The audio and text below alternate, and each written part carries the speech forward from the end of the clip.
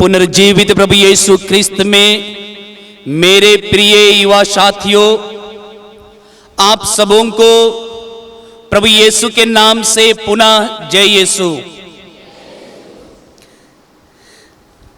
आपने सुना होगा और आपसे भी लोगों ने कहा होगा, विशेष रूप से हमारे बुजुर्ग लोग और जो हमसे बड़े हैं, शिक्षकगण, माता पिता छोटे बच्चों से अक्सर पूछा करते हैं और विशेष रूप से नव युवक युवतियों से पूछा करते हैं, क्या बनोगे? सब पूछते होंगे कि आप क्या बनोगे। विशेष रूप से छोटे बच्चों से पूछा जाता है, आप क्या बनना चाहते हो?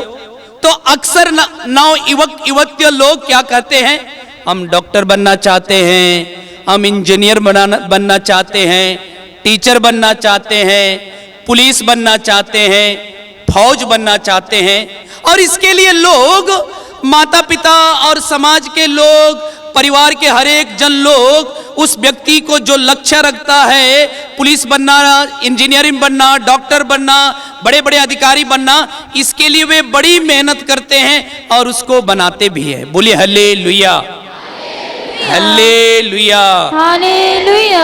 और उस मुकाम को पहुंचने के लिए, उस मुकाम तक पहुंचने के लिए लोग बड़ी मेहनत करते हैं, कोचिंग जाते हैं, सुबह कोचिंग जाते हैं, शाम में भी कोचिंग जाते हैं, क्योंकि हमें वो जो उद्देश्य रखे हैं, लक्ष्य रखे हैं, उससे हमें क्या हो जाए, मिल जाए। बोलिए हालेलुया, हालेलुया, हालेलुया, हालेलुया। हम विधि विवरण ग्रंथ में हम पढ़ेंगे, अध्याय 4 वाक्यांश 39 में पढ़ेंगे, जहां प्रभु का वचन कहता है, पवित्र बाइबल विधि विवरण ग्रंथ अध्याय 4 वाक्यांश 39 में हम पढ़ेंगे, जहां प्रभु का वचन कहता है, आज यह जान लो और मन ही मन विचार करो कि ऊपर आकाश में तथा नीचे पृथ्वी पर प्रभु ही ईश्वर है, इसके सिवा कोई ईश्वर नहीं है। आज यह जान लो, मन ही मन विचार करो कि ऊपर आकाश में तथा नीचे पृथ्वी पर प्रभु ही ईश्वर है, उसके सिवा कोई ईश्वर नहीं है। और वो प्रभु जो स्वर्ग और पृथ्वी को शब्द मात्र से बनाया है, वो प्रभु जो स्वयं को कहलाता है, मैं संसार की ज्योति मैं हूं, पुनरुत्थान और जीवन मैं हूं, जो मुझ में विश्वास करता है, वह मरने पर भी जीवित रहेगा। हम यूहन्ना के सुसमाचार में पढ़ेंगे, अध्याय 10 वाक्यांश 9 में, जहां प्रभु यीशु स्वयं कहते हैं, मैं हूं स्वर्ग का द्वार, मैं हूं भला गड़ेरिया। और वही प्रभु यीशु यूहन्ना के सुसमाचार अध्याय 8 वाक्यांश 12 में कहते हैं, संसार की ज्योति मैं हूं, जो मेरा अनुसरण करना चाहता है वह अंधकार में नहीं भटकेगा, उसे जीवन की ज्योति मिलेगी। बोलिए हालेलुया, हालेलुया, हालेलुया। प्रिय युवक युवतियों, मेरे साथियों, प्रभु ईश्वरों के ईश्वर, प्रभु के प्रभु, सर्वशक्तिमान कहलाने वाले, मुक्तिदाता कहलाने वाले, शब्द मात्र से सब कुछ को बनाने वाले, शब्द मात्र से स्वर्ग को और पृथ्वी को बनाने वाले, और दिन और रात को बनाने वाले, पशु पक्षियों को बनाने वाले, आकाश के पक्षियों को बनाने वाले, पृथ्वी पर रेंगने वाले एक एक जीव जंतुओं को बनाने वाले, और हम मनुष्यों को अपने प्रतिरूप बनाने वाले ईश्वर आपसे भी पूछता है, क्या बनोगे? आपके मम्मी पापा, भाई बहन, बड़े लोग, बुजुर्ग लोग, शिक्षक लोग पूछते हैं आपको क्या बनोगे, तो वो आप जवाब देते हैं कि मैं टीचर बनूंगी, मैं नर्स बनूंगी, मैं डॉक्टर बनूंगी, मैं पुलिस बनूंगा, मैं फौज बनूंगा, मैं डॉक्टर बनूंगा, मैं बड़ा अधिकारी बनूंगा, और कई आप लक्ष्य रखते हैं, उसकी प्राप्ति के लिए कोचिंग जाते, बड़ी मेहनत करते हैं। आज प्रभु ईश्वर, प्रभुओं का प्रभु भी हम हर एक जन से पूछता है, क्या बनोगे, क्या बनना चाहते हो? लेवी का ग्रंथ अध्याय 19 वाक्यांश 1 में हम क्या पढ़ते हैं? प्रभु का वचन कहता है, तुम पवित्र बनो क्योंकि मैं तुम्हारा ईश्वर, ईश्वरों के ईश्वर, प्रभुओं के प्रभु, शक्तिशाली ईश्वर अपने बच्चों को कैसे क्या बनना देखना चाहता है? पवित्र बनना देखना चाहता है। क्यों पवित्र बनना देखना चाहता है? क्योंकि ईश्वर स्वयं क्या है? पवित्र है। बोलिए हालेलुया, हालेलुया, हालेलुया। इस वचन को आइए हम दो अपने दाहिना हाथ उठाकर प्रभु का इस वचन को कहेंगे। प्रभु का वचन कहता है, प्रभु का वचन कहता है, पवित्र बनो पवित्र बनो क्योंकि मैं प्रभु, क्योंकि मैं प्रभु तुम्हारा ईश्वर पवित्र हूँ। तुम्हारा ईश्वर और पवित्र हूँ। प्रभु का वचन हमें क्यों पवित्र बनने के लिए बुला रहा है? विशेष रूप से इस चकाचौंध की दुनिया में, मोबाइल की दुनिया में, ऐशो आराम की दुनिया में, एसी की दुनिया में, और जहां कहीं भी जाओगे आपको कंफर्टेबल ये सारा चीज मिलेगा। ऐसी परिस्थिति में ईश्वर आज हम लोगों को, विशेष रूप से नव युवक युवतियों को पवित्र बनने के लिए बुला रहा है। क्यों बुला रहा है? क्योंकि प्रभु का वचन कहता है, योशुआ के ग्रंथ अध्याय 3 में पढ़ेंगे। योशुआ का ग्रंथ अध्याय 3 वाक्यांश 5 में हमें पवित्र क्यों बनना चाहिए और पवित्र बनने से क्या होगा उसके बारे में योशुआ समझाते हैं। बोलिए हालेलुया, हालेलुया, हालेलुया, हालेलुया। हमें क्यों पवित्र बनना चाहिए? हमें प्रभु का वचन कहता है, तुम अपने को पवित्र बनाए रखो क्योंकि कल प्रभु तुम्हारी आंखों के सामने क्या करेगा? चमत्कार करेगा। बोलिए हालेलुया, हालेलुया। आइए इस वचन को हम दोहराते हैं। प्रभु का वचन कहता है, प्रभु का वचन कहता है, अपने को पवित्र बनाए रखो अपने को पवित्र बनाए रखो क्योंकि कल प्रभु तुम्हारी आंखों के सामने, क्योंकि कल प्रभु तुम्हारे आंखों के सामने चमत्कार करेगा, चमत्कार करेगा, चमत्कार करेगा। चमत्कार करेगा। बोलिए हालेलुया, हालेलुया। मेरे प्रिय युवा साथियों, प्रभु का वचन हमें कह रहा है कि तुम अपने आप को पवित्र बनाए रखो, कल प्रभु तुम्हारे आंखों के सामने चमत्कार करेगा। क्या हम अपने आप को पवित्र बना सकते हैं? हम जरूर अपने आप को पवित्र बना सकते हैं। 1 साल पहले एक युवक वो कोचिंग सेंटर में जाता था पढ़ाई करने के लिए। कोचिंग सेंटर में पढ़ाई करने के लिए जाता था और वहां पर लक्ष्य रखा था टीचर बनने का। और उसी कोचिंग सेंटर में एक स्त्री भी आती थी, वो भी लक्ष्य रखी थी कि वो बड़ा होकर एक डॉक्टर बनेंगे। वो लक्ष्य रखी थी और कोचिंग सेंटर में दोनों आते थे। मम्मी पापा दोनों के लिए बड़ी मेहनत करके पैसा देते थे, कोचिंग का पैसा भरते थे और मंथली वे पैसा देते थे। और जब वे कोचिंग जाते थे, सुबह जाते थे, शाम जाते थे, और दोनों के लिए घर वाले लोग भोजन का प्रबंध करते थे, भोजन देते थे। और ये दोनों युवक युवतियां कोचिंग जाते थे और कोचिंग जाते जाते वे दोनों एक दूसरे से शारीरिक बाह्य रूप को देख करके एक दूसरे के प्रति आकर्षित हो गए। हृदय को देखकर नहीं बल्कि बाह्य रूप को देख करके एक दूसरे से आकर्षित हो गए और दोनों प्रेम में डूब गए। और दोनों एक दूसरे से ऐसे प्रेम में डूब गए। वे दोनों कोचिंग के लिए निकलते थे। दोनों युवक और युवती कोचिंग करने के बाद वे दोनों साथ में पिक्चर हॉल में जाते थे, पिक्चरें देखते थे। पिक्चर खत्म होने के बाद वे जैसे पिक्चर खत्म होता था, वे लोग ऐसे स्थान को ढूंढते थे जहां पर कोई नहीं है। विशेष रूप से वे लोग पार्क में जाना पसंद करते थे। पार्क में जाते थे और एक दूसरे को शारीरिक रूप से प्रेम करते थे, एक दूसरे से शारीरिक संबंध बनाते थे। बिना शादी विवाह के वे दोनों शारीरिक संबंध। और घर के मम्मी पापा बड़ी उम्मीद किए हैं कि बेटा टीचर बनने के लिए मेहनत कर रहा है और बेटी डॉक्टर बनने के लिए कोचिंग सेंटर जा रहे हैं। मम्मी पापा बड़ी मेहनत करके भेजते थे और ये दोनों आपस में सोचते थे मेरे माता पिता मुझसे नहीं देख रहे हैं, लेकिन ईश्वर तो देख रहा है। जो प्रभु का वचन कहता है प्रभु मनुष्यों का हृदय देखता है, बाह्य रूप।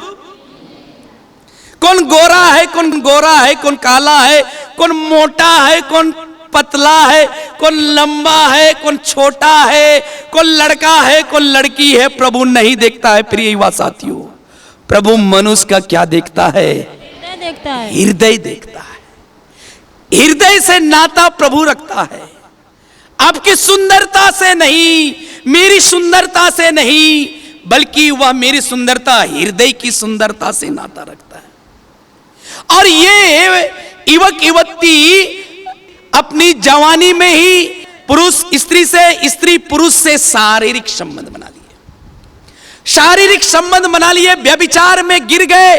और वह स्त्री अपने गर्भ में 6 महीने के बच्चे को अपने गर्भ में धारण की हुई है, और वह अपने लोगों को, परिवार के लोगों को, पड़ोसियों को, सबको छिपाती रहती है, छिपाती रहती है। और जब वह परिवार के लोगों को मालूम होता है तो ये युवक और युवती क्या करते हैं? युवक और युवती जा करते, जो बच्चा जो पाल रहा था, जो प्रभु बनाया हुआ था, उस बच्चे को ये दोनों, ये स्त्री और पुरुष कुचल डालते हैं, उसको मार डालते हैं, उसको टुकड़ा टुकड़ा करते हैं। बोलिए हालेलुया, हालेलुया, हालेलुया, हालेलुया। और कुछ दिन बीत जाने के बाद, महीनों बीत जाने के बाद, 1 महीना 2 महीना बीत जाने के बाद, साल भर बीत जाने का बाद, उनकी दोनों की प्रेम और मजबूत हो जाती है, मजबूत हो जाती है। फिर 2 साल के बाद पुनः और शारीरिक संबंध बनाते हैं, और दोनों क्या करते हैं? दोनों वही पाप में जीवन करते हैं। प्रभु की कृपा से दोबारा बच्चा मिलता है, उस बच्चे को भी वे लोग क्या कर डालते हैं? मार डालते हैं, टुकड़ा टुकड़ा कर देते हैं। अब ये न देखा कि ये अब तो हम एक दूसरे को नहीं रह सकते हैं, इसलिए ये लोग क्या करते हैं? ये लोग अपने मम्मी पापा को बताते हैं कि मैंने एक युवती देखी है, युवती कहते मैं युवक देखा हूं, हम दोनों प्रेम में फंसे हुए हैं, हम दोनों शादी करना चाहते हैं, दोनों शादी करना चाहते हैं। और दोनों शादी करते हैं, और प्रभु की कृपा देखिए, प्रभु की आशीष देखिए। प्रभु का वचन हम पढ़ेंगे। प्रभु क्या है? प्रभु दयालु है, कृपालु है, देर से क्रोध करता है, और अनुकंपा तथा सत्य प्रतिज्ञाता का धनी है। प्रभु क्या है? दयालु है, कृपालु है, देर से क्रोध करता है, और अनुकंपा तथा सत्य प्रतिज्ञाता का धनी है। विवाह संस्कार में बंधने के बाद प्रभु उन्हें पुनः बच्चा दिया, पुनः संतान दिए, और संतान को उन्होंने प्राप्त किया। और संतान क्या करता रहा? संतान जैसे ही उन्हें मिला, संतान रोता गया, रोता गया, वो रोता था, शांत नहीं होता था। बच्चा जो मिला रोता था, रोता था। उन्हें कई डॉक्टरों के पास लेकर गए, बड़े बड़े हॉस्पिटल में लेके गए, डॉक्टर लोगों ने उन्हें दवाई दिया, कुछ नहीं हुआ। अंततः किसी ने कहा प्रभु के पास जाओ, सर्वशक्तिमान के पास जाओ, दयालु प्रभु के पास जाओ, मुक्तिदाता प्रभु के पास जाओ, इस प्रभु यीशु के पास जाओ। और ये प्रभु यीशु, दयालुओं का दया करने वाला प्रभु, ये प्रभु महान प्रभु, जो लोगों की भलाई चाहता है, कल्याण चाहता है, सबका उद्धार चाहता है, किसी का हानि नहीं चाहता। चाहे वह लंगड़ा हो उसका उद्धार चाहता है, अंधा हो उसका उद्धार चाहता है, जो सुन नहीं सकता है उसका उद्धार चाहता है, जो गरीब है, झोपड़ी में रहता है, प्रभु ये प्रभु चाहता है उसका भी बड़ा मकान हो। ये प्रभु वो चाहता है जो जिनके पास खाने के लिए, पीने के लिए पानी नहीं है, खाने के लिए भोजन नहीं है, उन्हें भी उन्हें भी भोजन मिले। प्रभु जो लोग गिरे हुए हैं, जो लोग हताश हुए हैं उनको भी प्रभु पर उठाना चाहता है। उस प्रभु के पास जाओ और उस प्रभु जो पूरे मानव जाति के लिए अपने आप को सूली पर चढ़ा दिया, पूरे मानव जाति को पाप से बचाने के लिए, पाप का वेतन मृत्यु है, उस मृत्यु से बचाने के लिए स्वयं को क्रूस पर चढ़ा दिया, उस प्रभु के पास जाओ। वो देर से क्रोध करता है, दयालु है, हृदय से नाता रखता है। और वो लोग आ गए प्रभु के पास, प्रभु के पास आए, प्रभु का वचन उन लोगों ने सुना, प्रभु का वचन उन लोगों ने सुना। और सुनने के बाद वे प्रभु का वचन तो सुने, लेकिन अपने गलतियों को, अपने पापों को प्रभु को नहीं बता रहे थे। अंत में जब वे लोग हमारे पास आए, मैंने बोला प्रभु को सच सच बताना, झूठ नहीं बोलना, क्योंकि मत्ती के सुसमाचार अध्याय 6 में हम पढ़ेंगे प्रभु क्या कहते हैं। प्रभु का वचन कहता है कि प्रभु सब कुछ को देखता है। अध्याय 6 वाक्यांश 4 में हम पढ़ेंगे, जहां प्रभु का वचन कहता है तुम्हारा दान गुप्त रहे, तुम्हारा पिता सब कुछ देखता है। आगे हम वचन में पढ़ेंगे 6 वाक्यांश 6 में पढ़ते हैं, जो प्रभु एकांत को भी देखता है, प्रभु जो दृश्य है वो अदृश्य को भी देखता है। आगे वचन में कहा गया है जो तुम फुसफुसाहट की बातें करते हो उसको भी प्रभु क्या करते हैं, उसको भी देखते हैं, उसको भी जानते हैं। और ये भाई बहन लोग प्रभु को नहीं बता रहे थे, प्रभु को नहीं बता रहे थे कि कौन सा गलती किए हैं। और जैसे ही उन्होंने प्रभु को बताया कि हमने गलती किया है, हमने अपने बच्चे को, जो आपका बच्चा था उसको पेट में ही मार डाला है, हमने कई तंत्र मंत्र करवाया है, जब प्रभु को इन लोगों ने बताया, प्रभु ने उन पर दया की, क्योंकि प्रभु यीशु ने कहा है मैं धर्मी लोगों को नहीं पापियों को पछताप करने के लिए बुलाने के लिए आया। मैंने उन्हें यही कहा, प्रभु का वचन सुनाते हुए यही कहा, तुम पवित्र रखो, अपने आप को पवित्र रखो, अपने आप को पवित्र रखो, प्रभु कल तुम्हारे जीवन में चमत्कार करेगा। और ये पति पत्नी अपने पापों के लिए पछताप करने लगे, रोने लगे, तो प्रभु के सामने गिड़गिड़ाने लगे।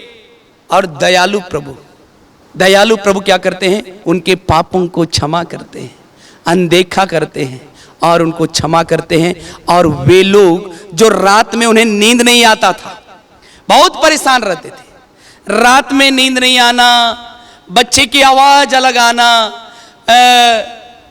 छत की आवाज आना, अगल बगल में डर की भावना रहना, जब वे सोने जाते थे तो लगता था कि बगल में कोई बैठा है। और ये लोग डरे रहते थे, भय में रहते थे। लेकिन प्रभु का वचन कहता है थके मांदे बोझ से दबे हुए लोग तुम सब के सब मेरे पास आओ, मैं तुम्हें क्या करूंगा, विश्राम करूंगा। इसलिए तो प्रभु का वचन कहता है, हम पढ़ेंगे पेतरुस के पहले पत्र अध्याय 1 वाक्यांश 15 में प्रभु का वचन कहता है आपको जिसने बुलाया है वह पवित्र है, आप भी अपने समस्त आचरण में पवित्र बनो, क्योंकि मैं तुम्हारा ईश्वर पवित्र हूं। बोलिए hallelujah, hallelujah, hallelujah, hallelujah, hallelujah. जब उनको पता चला कि उन्होंने गलती की है, उन पति पत्नियों ने गलती किया है, उन्होंने एहसास किया, उन्हें होश आया, उड़ाऊ पुत्र की तरह होश आया कि हमने क्या किया है, पाप किया है। उड़ाऊ पुत्र के बारे में जानते हैं ना, उड़ाऊ पुत्र क्या था? उड़ाऊ पुत्र एक नौजवान पुरुष अपने पिता से कहता है मेरे भाई और मेरे बीच में जो धन है उसको बांट दीजिए, मेरा धन मुझे दीजिए। और दयालु पिता क्या करता है, दयालु पिता उससे देता है, धन को बांट देता है। ये धन को, पैसों को लेकर के दूर देश चला जाता है, दूर देश चला जाता है, सोचता है मन में कि मुझे वहां कोई नहीं देखेगा, मम्मी पापा भाई बहन मेरे अगल बगल के परिवार वाले कोई नहीं देखेंगे, इसलिए दूर जाता है। और वह दूर जाता है, वहां पर अपने धन को निकालता है। प्रभु का वचन कहता है ऐशो आराम में जीवन जीता है, ऐशो आराम में वेश्याओं के साथ समय बिताता है, व्यभिचार करता है और कई ऐसी सी संगति में, बुरी संगति में फंस जाता है, शराब पीने लगता है, बुरी आदत में फंस जाता है और एक दिन पूरा धन समाप्त हो जाता है। धन समाप्त हो जाने के बाद उन्हें होश आता है। होश आता है उनके क्या हुआ गया है, होश आता है कि उन्होंने गलती किया, उन्होंने पाप किया है। तो वो एहसास होता है और पुनः जाता है, अपने मन में कहता है कि मैं अपने पिता के पास जाऊंगा और उससे कहूंगा मैंने तेरे विरुद्ध, पिता तेरे विरुद्ध और ईश्वर के विरुद्ध मैंने पाप किया है, मुझे अपने यहाँ नौकर की तरह रख लीजिए। और वह उस प्रदेश को छोड़कर पुनः घर वापस लौटता है। प्रभु का वचन बताता है कि उसका पिता दूर से देखता है उसका बेटा आ रहा है और जानते हो वहां पर क्या होता है? प्रभु का वचन कहता है बड़ी स्पष्ट से, वो जैसे वो देखता है उसको मुंह का आवाज खोलने नहीं देता, तुरंत जाकर के क्या करता है, गले लगाता है, गले लगाता है और कहता है अपने नौकरों से मेरा बेटा खो गया था, मैं अब मिल गया है, इसलिए क्या करो, नया वस्त्र लेकर के आओ, नई अंगूठी लेकर के आओ, नए जूता पहनाओ और इस खो गया था मिल गया, इसलिए हम आनंद मनाएंगे। इसलिए क्या करो, बछड़े को मारो, हम लोग खाएंगे पिएंगे और आनंद मनाएंगे। बोले हल्लेलुया, हालेलुया, हल्लेलुया, हालेलुया। ऐसा ही इस पति और पत्नी को प्रभु बुला रहे थे, इंतजार कर रहे थे कब इनको होश आएगा। और जब वे लोग आए, प्रभु ने उनकी बातों को सुना, उनके गलतियों को सुना, उनके पापों को सुना, उनकी कमजोरियों को सुना और प्रभु उन्हें क्या करता है, प्रभु उन्हें स्वीकार करते हैं, उन्हें नया बनाते हैं, उनके विचारों को नया बनाते हैं, उनके शरीर को नया बनाते हैं, उनके जीवन को पवित्र बनाते हैं और पवित्रता में सारे जो भी अंधकार की शक्तियां थे, बंधन थे, सब टूट जाते हैं और वे पति पत्नियां आज एक बहुत अच्छा जीवन जी रहे। बोले हल्लेलुया, हालेलुया। यीशु की स्तुति हो, यीशु की स्तुति हो, यीशु को धन्यवाद, यीशु को धन्यवाद। प्रिय भाई और बहनों, इसलिए प्रभु हम लोगों को भी क्या बनने के लिए बुलाते हैं, पवित्र। पवित्र बनने से क्या फायदा होगा? पवित्र बनने से प्रभु हमारे जीवन में कल क्या करेगा, चमत्कार करेगा। और सबसे बड़ी बात तो प्रभु का वचन कहता है तुम सबसे पहले धार्मिकता की खोज में लगे रहो। किसकी खोज में? धार्मिकता की खोज में लगे रहो, स्वर्ग राज्य की खोज में लगे रहो। बाकी चीजें तुम्हें, कौन सी बाकी चीजें यूं ही मिल जाएगी। जो तुम डॉक्टर बनना चाहते हो, टीचर बनना चाहते हो, फौजी बनना चाहते हो, पुलिस बनना चाहते हो, बड़े अधिकारी बनना चाहते हो, वो चीज आपको क्यों ऐसे ही मिलेगा। सिर्फ हमें किस चीज की खोज करना है? धार्मिकता की खोज करना है। प्रिय विश्वासी भाई और बहनों, हमें धार्मिकता की खोज करना है। अपने आस पड़ोस में जब हम कोचिंग सेंटर में जाते हैं, अब घर पे रहते हैं, दोस्तों के साथ रहते हैं, अपने युवा साथियों के साथ रहते हैं, धार्मिकता की खोज करना। क्या खोज करना? धार्मिकता की खोज करना। लेकिन बड़ी स्पष्ट शब्दों में मैं कहना चाहूंगा, आजकल युवक और युवतियां धार्मिकता की खोज करते हैं। क्या खोज करते हैं? आजकल बहुत सारे युवक और युवतियां मोबाइल में क्या खोज करते हैं? बहुत सारे युवक युवतियां मोबाइल में अश्लील चीजें खोजते हैं, वो भी बंद कमरे में, जब कोई नहीं रहेगा, जब मम्मी पापा काम करने के लिए जाएंगे और युवक युवतियां जो है वो क्या करते हैं, मोबाइल में लेकर बंद कमरे में जाकर अश्लीलता की खोज करते। इधर प्रभु कह रहे हैं कि धार्मिकता की खोज में लगे रहो, बाकी चीजें यूं ही मिल जाएगी। कुछ लोग मम्मी पापाओं के सामने, दूसरों के सामने बहाना बना करके किसकी खोज करते हैं? लोगों को तो सामने प्रभु का वचन, थोड़ा सा धार्मिक का गीत मोबाइल से गवा देते हैं, उसके बाद धीरे से क्या करते हैं, उसमें अश्लीलता खोजते हैं। क्या खोजते हैं? अश्लीलता खेलते हैं। सच बात है, बहुत सारे युवक युवतियां उसमें गलत चीजें देखते हैं, पोर्नोग्राफी देखते हैं, अश्लीलता देखते हैं और समय बिताते हैं, चिट चैट करते हैं, झूठे चीजों में फंसे रहते हैं। प्रिय विश्वासी भाई और बहनों, जब जब आप और मैं व्यभिचार में फंसते हैं, दुनियाई चीजों में फंसते हैं, गंदी आदत में फंसते हैं, हमारे पापों का दंड प्रभु हमें देगा। और पाप का दंड क्या है? मृत्यु है। बोलिए hallelujah, hallelujah hallelujah hallelujah hallelujah. Hallelujah. यीशु की स्तुति हो, यीशु की स्तुति हो, यीशु को धन्यवाद। यीशु को धन्यवाद। इसलिए आज प्रभु यहाँ पर जिसके नाम पर आप और मैं आए हो, प्रभु पूछता है आप क्या बनना चाहते हो। प्रभु यही चाहता है कि तुम पवित्र बनो, क्योंकि मैं तुम्हारा ईश्वर पवित्र हूं। प्रिय विश्वासी भाई और बहनों, हम पवित्र बाइबल में हम पढ़ेंगे मूसा को ईश्वर ने कहां दर्शन दिया। निर्गमन ग्रंथ अध्याय 3 वाक्यांश 1 से आगे हम पढ़ेंगे। मूसा एक नबी था, वो इजरायलियों को जो गुलाम में थे उनको मिस्र देश से उस लोगों को छुड़ाते हैं और प्रतिज्ञात देश लेकर जाते हैं। और जब वे प्रतिज्ञात देश लेकर के जाते हैं, तब वे वचन हमें बताता है कि मूसा एक साधारण युवक था, वही गांव का एक साधारण युवक था। क्या करता था? वह अपना ससुर का भेड़ चराया करता था, भेड़ चराया करता था और बड़ी दूर दूर लेकर के जाता था भेड़ चराने के लिए। एक दिन वह अपने ससुर के भेड़ को होरेब पर्वत के पास ले जाता है। होरेब पर्वत के पास लेकर के जाते हैं, अपने भेड़ों को चराते हैं। चराते वक्त उन्हें एक अद्भुत सा दृश्य दिखता है, एक अद्भुत सा दृश्य दिखता है। वो कैसा दृश्य दिखता है? झाड़ी में से निकलते हुए आग। वे देखते हैं पहाड़ के ऊपर में एक झाड़ी जल रही है, झाड़ी से एक लपकता हुआ आग आ रहा है। तो वह यह वचन में हम पढ़ेंगे निर्गमन ग्रंथ में अध्याय 3 वचन 2 में हम पढ़ेंगे।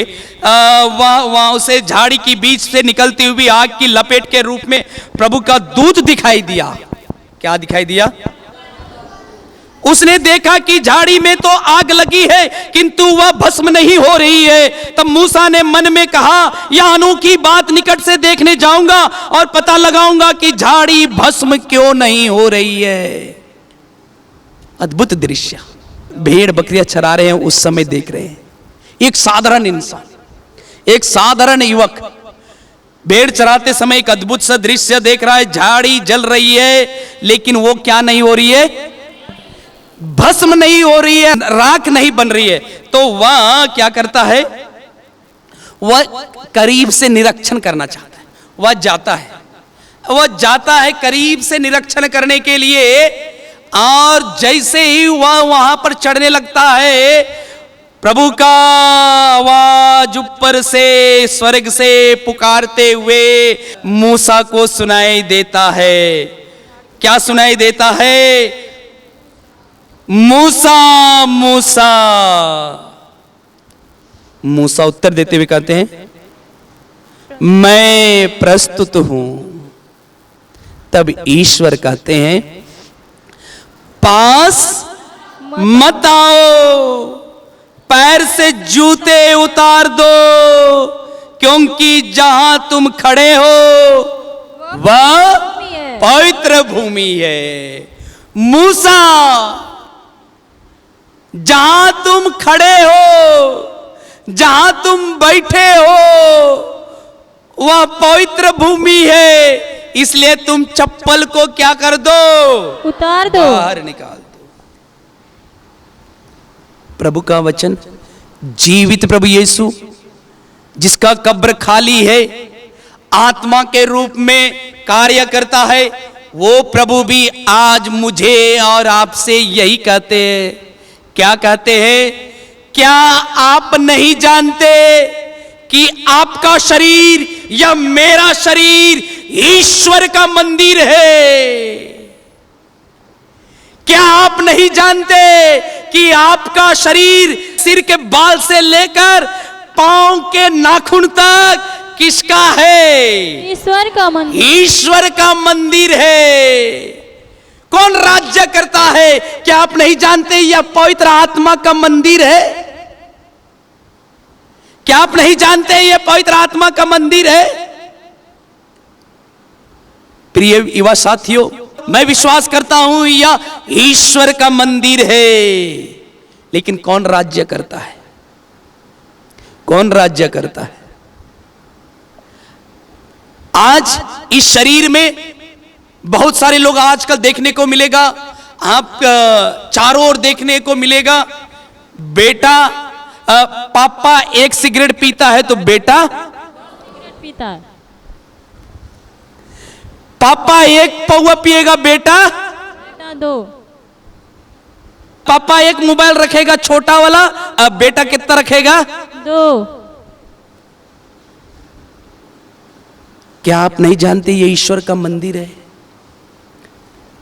कुछ दिन पहले एक युवक हमारे पास आया और उसने मुझे क्या कहा? उसने मुझसे कहा, फादर जी मैं बहुत परेशान हूं, मैं बहुत परेशान हूं। क्यों परेशान होने की वजह यह है, मैं मोबाइल चलाता था, फेसबुक चलाता था, और फेसबुक चलाते चलाते मैं उसमें मैसेज भेजते जाता था, और उधर से एक स्त्री अपना फेसबुक अकाउंट में अपना फोटो डाली थी, दिखने में बहुत सुंदर थी, बाह्य रूप से बहुत अच्छी दिखाई देती थी, और हम दोनों एक दूसरे से बातचीत करते थे।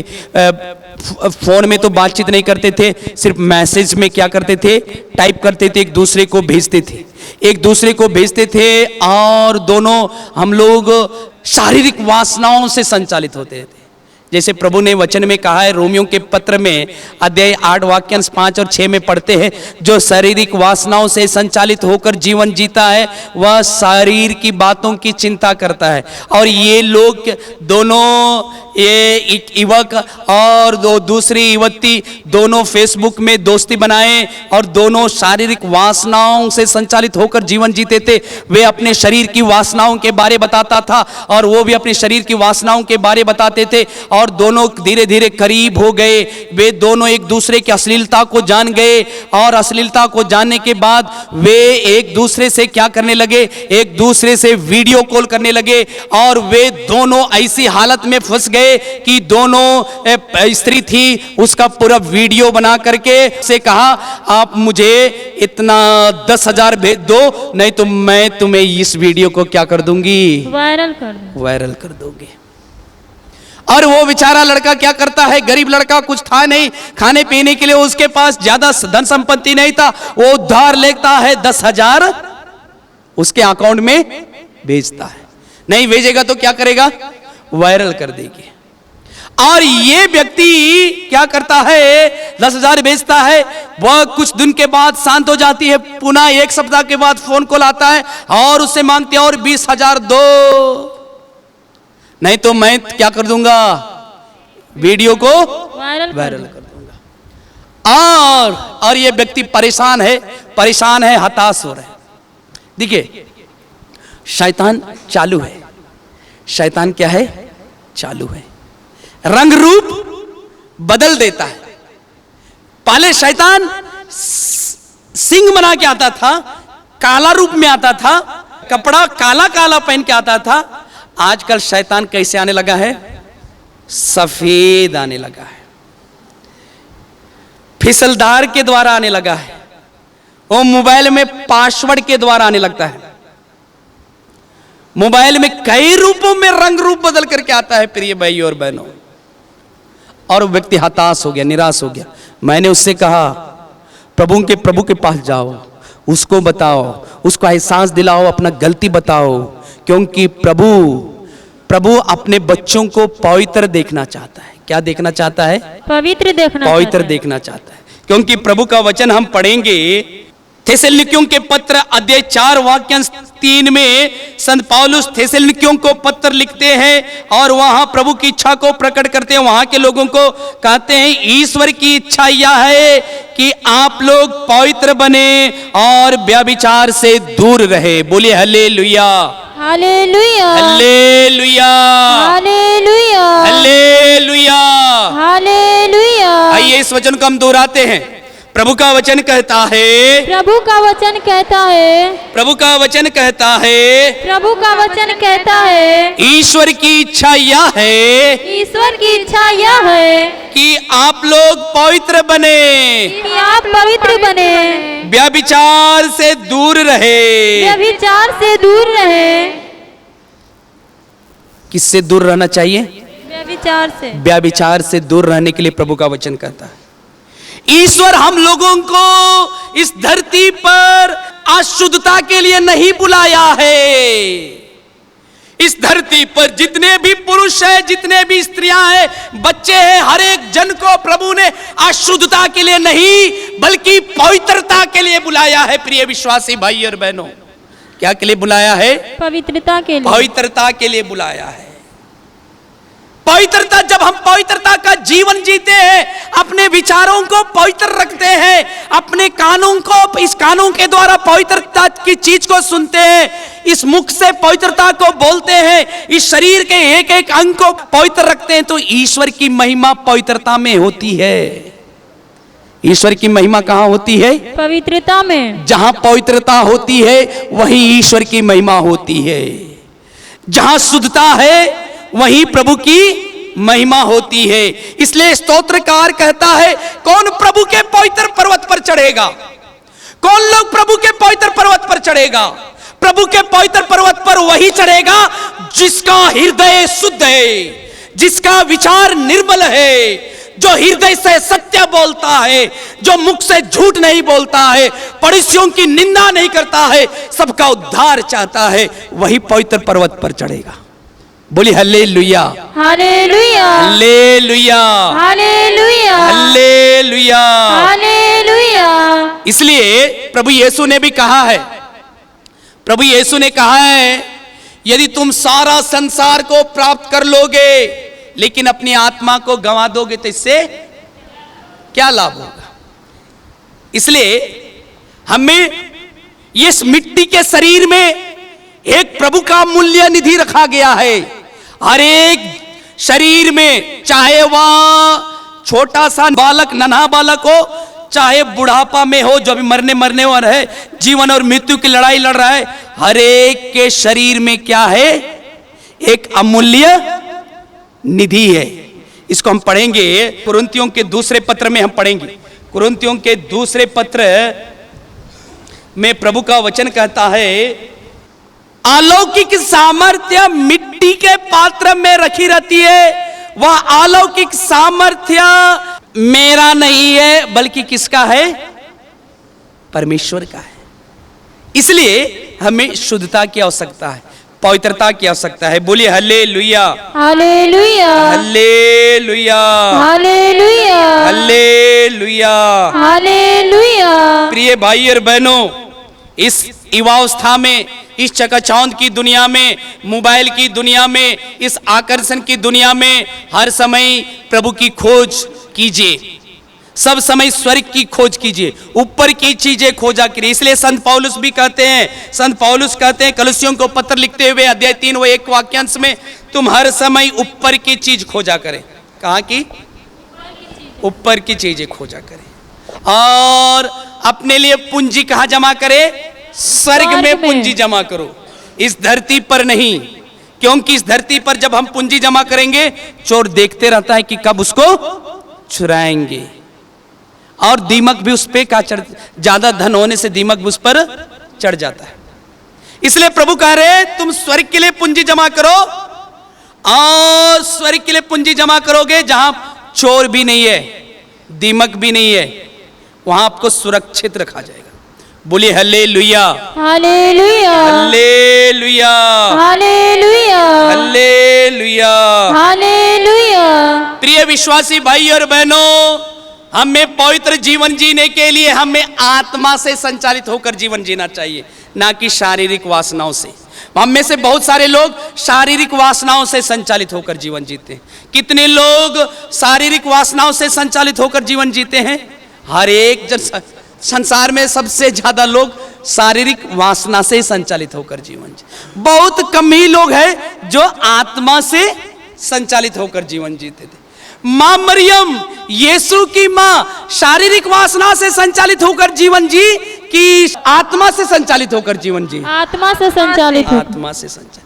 यूहन्ना बपतिस्ता जो पुकार पुकार कर कहता था, अपने पापों के लिए पश्चाताप करो, क्योंकि संसार का मुक्तिदाता यीशु मसीह आ रहा है, जिनके जूते का फीता खोलने योग्य भी नहीं हूं, वह बढ़ता जाए। वो आत्मा से संचालित होकर जीवन जीते थे कि शारीरिक वासनाओं से? आत्मा, आत्मा से।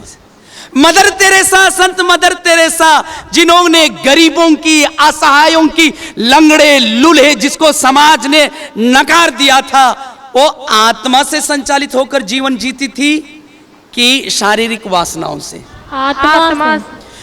यीशु मसीह जो क्रूस पर मर गए, वे आत्मा से संचालित होकर जीवन जीते थे कि शारीरिक वासनाओं से? आत्मा से। पौलुस जब प्रभु यीशु को पहचाना, प्रभु यीशु को करीब से पहचाना, पौलुस आत्मा से संचालित होकर जीते थे कि शारीरिक वासनाओं से? आत्मा से। आत्मा से। प्रभु यीशु की मृत्यु हो गई पेंतेकोस्त के दिन, जब पवित्र आत्मा उतरा और पवित्र आत्मा प्रेरितों को अलग अलग भाषाएं बोल रहे थे। अलग अलग पेंतेकोस्त के दिन से ही सभी प्रेरित लोग शारीरिक वासनाओं से संचालित होकर जीवन जीते थे कि आत्मा से संचालित होकर? आत्मा से संचालित होकर। आत्मा से। मैं और आप क्या से संचालित होकर जीवन जीते? मेरे जीवन में, हमारे परिवार में, आपके जीवन में, आपके परिवार में दुख है, पीड़ा है, बेचैन है, लड़ाई है, झगड़ा है, परिवार के लोग शराब पीते हैं, बुरी आदत में है, अश्लील बातों में है, सिगरेट, खैनी, गुटखा आदि में पड़े हुए हैं, क्योंकि मैं, मेरा परिवार शारीरिक वासनाओं से संचालित होकर जीवन जीते हैं। हम लोग गरीब हैं, हमारे पास खाने पीने के लिए नहीं है, मैं पढ़ाई में कमजोर हूं और मुझे लोग ताना मारते हैं, तुम काले हो, तुम छोटी हो, तुम्हारा बाल जवान है तब भी बाल पका हुआ है, और कई प्रकार की ताने मारते हैं। क्यों ताने मारते हैं? क्योंकि हम लोग शारीरिक वासनाओं से संचालित होकर, हमें कैसे जीना चाहिए? आत्मा से संचालित होकर जीवन जीना चाहिए। प्रिय विश्वास, बोलिए हालेलुया, हालेलुया, हालेलुया, हालेलुया। आइए हम सब खड़े हो जाएंगे। पवित्र बाइबल में हम पढ़ेंगे, उत्पत्ति ग्रंथ में पढ़ते हैं, प्रभु ने विश्व की और मानव जाति की उत्पत्ति की, और उन्होंने सब कुछ को बनाने के बाद 7वें दिन विश्राम किया और उसे पवित्र माना। हम प्रभु की उपस्थिति में आए हैं। प्रभु हमसे बार बार कहते हैं तुम पवित्र बनो क्योंकि मैं तुम्हारा ईश्वर पवित्र हूं। प्रभु हमें पवित्र देखना चाहते हैं। प्रभु हमें विश्वास है तू हम लोगों को पवित्र देखना चाहता है। तू इसलिए पवित्र देखना चाहता है क्योंकि तुझे, जो पाप ने तुझे क्रूस पर चढ़ाया है, भयानक कष्ट था। हमारे पापों के कारण तूने क्रूस पर चढ़ा, हमारे पापों के कारण तूने क्रूस को गले लगाया। एक शब्द भी तूने नहीं कहा कि मुझे मारा जा रहा है तेरे पापों के कारण। तूने एक शब्द भी नहीं कहा तेरे वजह से मुझे क्रूस ढोना पड़ रहा है। प्रभु तूने यह भी नहीं कहा कि तुम्हारे पापों के कारण हमें कोड़े बरसाए जा रहे हैं, लेकिन तूने हमारे पापों के कारण ही सब कुछ को शांत पूर्वक झेलता गया। प्रभु हम भी पवित्र बनना चाहते हैं। प्रभु आजा मेरे प्रभु, मेरे दिल में, मेरे तन में आजा प्रभु। आजा मेरे प्रभु, मेरे दिल में, मेरे तन में आजा प्रभु। आजा मेरे प्रभु, मेरे दिल में, मेरे तन में आजा प्रभु। आजा मेरे प्रभु, मेरे दिल में, मेरे तन में आजा प्रभु। तू आकर मुझको चंगा कर दे, मेरे हृदय को साफ कर दे। तू आकर मुझको चंगा कर दे, मेरे हृदय को साफ कर दे। तू ही प्रभु मुक्तिदाता, तू ही प्रभु मुक्तिदाता, मुझ पर दया करो, मुझ पर दया करो। एक साथ, आजा मेरे प्रभु, मेरे दिल में, मेरे तन में, आजा प्रभु, आजा मेरे प्रभु, मेरे दिल में, मेरे तन में, आजा प्रभु। वचनों से मेरी तू प्यास बुझा, तेरे इशारे पे चलना सिखा। वचनों से मेरी तू प्यास बुझा, तेरे इशारे पर चलना सिखा। तू ही प्रभु जीवन का स्रोत, तू ही प्रभु जीवन का स्रोत, मुझ पर दया करो, मुझ पर दया करो।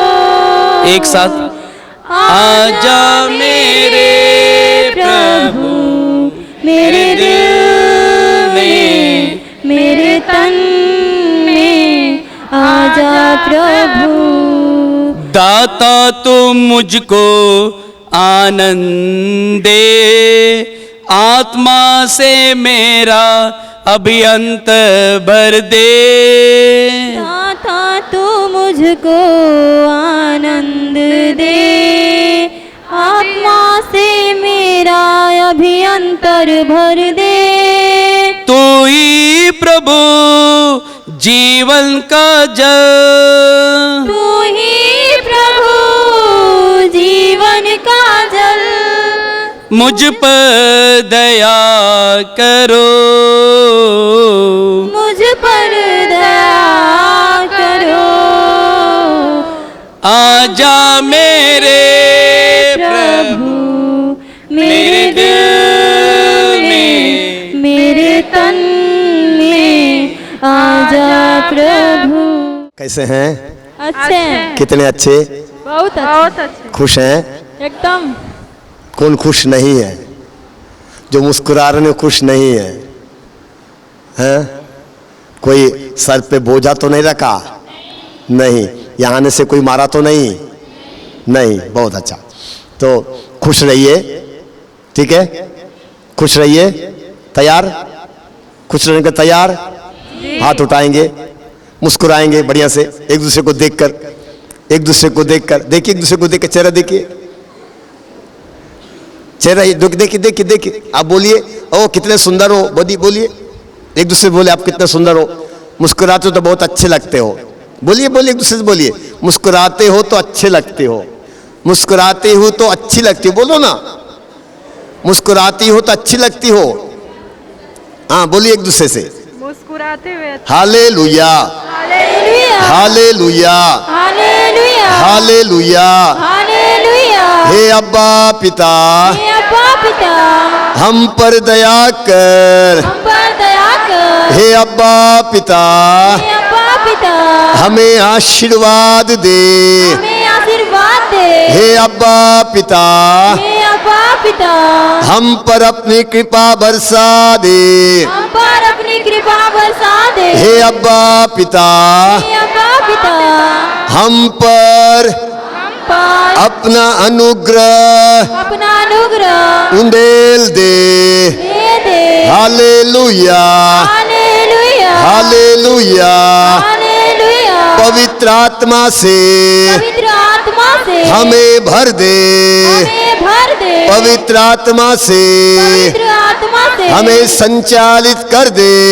संचालित कर दे। Hallelujah hallelujah hallelujah hallelujah hallelujah hallelujah hallelujah hallelujah.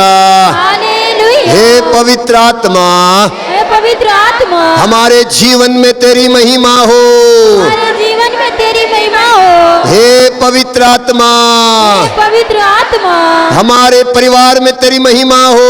हमारे परिवार में तेरी महिमा हो। हमारे द्वारा हमारे द्वारा तेरी महिमा हो। तेरी महिमा हो। Hallelujah hallelujah hallelujah. हालेलुया। बोलिए प्रभु यीशु मसीह की, परम पिता परमेश्वर की। Hallelujah hallelujah. जय यीशु। जय यीशु।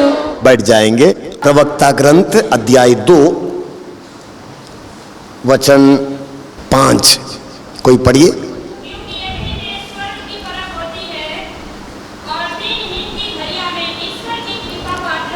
लिखा है, अग्नि में स्वर्ण की परख होती है और दीनहीनता की धरिया में ईश्वर के कृपा पात्रों की। सोने की परख आग में होती है। सोना खरीदने जाते हैं, सोनार बेवकूफ बना सकता है। सोना जब चेन बनती है या कान का बनता है या नाक का बनता है, अंगूठी बनती है, सोने में मिलाना जरूरी होता है, मिलावट करना जरूरी होता है। उसमें कितना मिला सकते हैं? 80% मिला सकते हैं, 70% मिला सकते हैं, 30% भी मिला सकते हैं, 10% भी मिला सकते हैं, लेकिन मिलाना जरूरी है। 10% नहीं मिलाया तो आपको अंगूठी नहीं बन पाएगी, मजबूत अंगूठी नहीं बन पाएगी। तो जिसको सोना खरीदने की जानकारी नहीं है, जो पहली बार खरीदने गया है, गलत जगह पर खरीदने गया है, वो बेवकूफ बनता है। जिसमें 70% मिलावट के वो आपको चेन बेचता है और आपको बोलता है इसमें, आपको पता भी नहीं है, आपने पूछा भी नहीं कितनी मिलावट इसमें है, कितना परसेंट सोना है, आपने पूछा नहीं, और आपको 70% सोने का दाम लगा देता है। उसमें है कितना? 30% है, और आपने खरीद के लाया। जब आप बेचने जाओगे, वो क्या करेगा?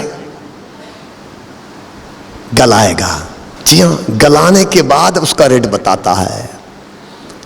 नहीं तो उसको कई दुकानदारों को पता है, देखने से पता चलता है कितना परसेंट है, वो पता लगाते हैं कितना परसेंट है, उसका अनुसार रेट देते हैं।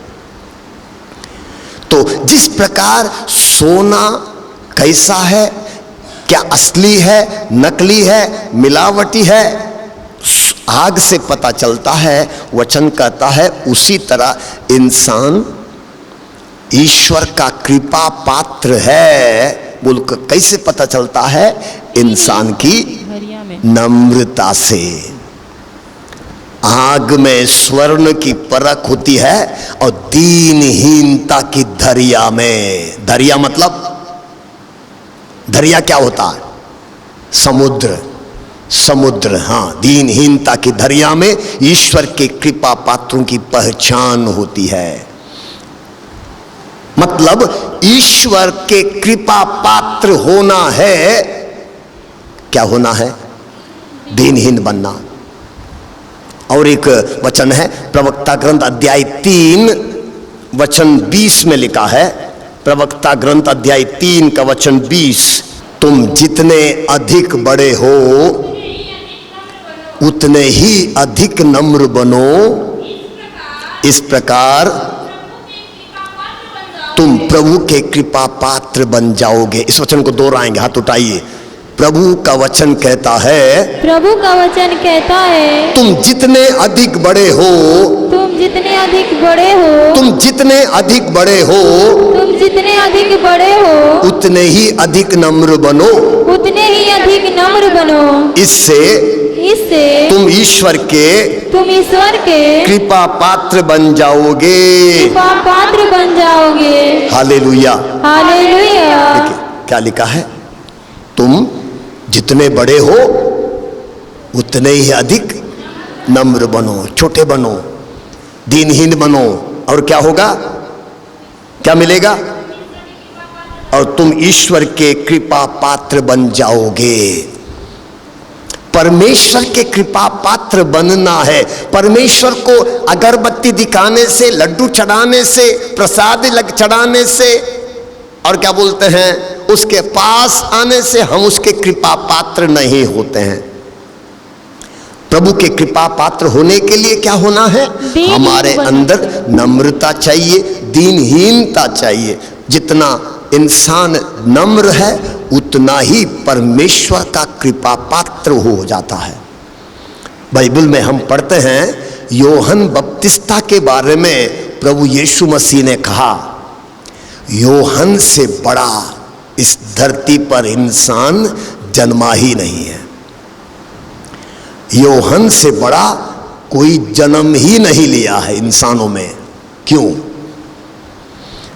एक समय था, 2000 साल पहले की बात है, 2000 साल पहले की बात है, लगभग पहली ईस्वी में योहन बहुत बड़ा जाना माना व्यक्ति था। इस्राएल और अगल बगल के प्रदेशों में सिर्फ लोग योहन बपतिस्ता को जानते थे, और योहन बपतिस्ता यरदन नदी में लोगों को बपतिस्मा देता था, लोगों को पश्चाताप के लिए बुलाता था, लोगों को डांटता था। लोग योहन बपतिस्ता से डरते थे।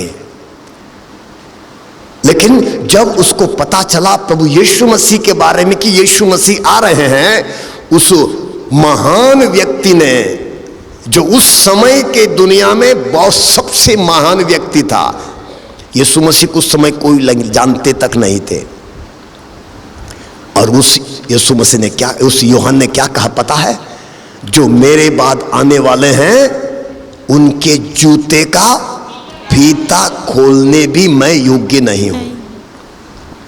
मेरे बाद जो आने वाले हैं उनके जूते का फीता खोलने भी मैं योग्य नहीं हूं। कितनी नम्रता है ना। इसलिए प्रभु यीशु ने कहा, वो मनुष्यों में योहन से बढ़कर कोई है ही नहीं है। बड़ा इंसान बड़ा कैसे होता है? नम्र बनने से। मैं 15 अगस्त को यहाँ एसडीएम ऑफिस में गया था। यहाँ के एसडीएम और हमारे बच्चे उनको चिढ़ा रहे थे, यहाँ भी वो ऐसे करते हुए, मुस्कुराते हुए, ऐसे बहुत दीनता में ऐसे हंसते हुए ऐसे कर रहे थे।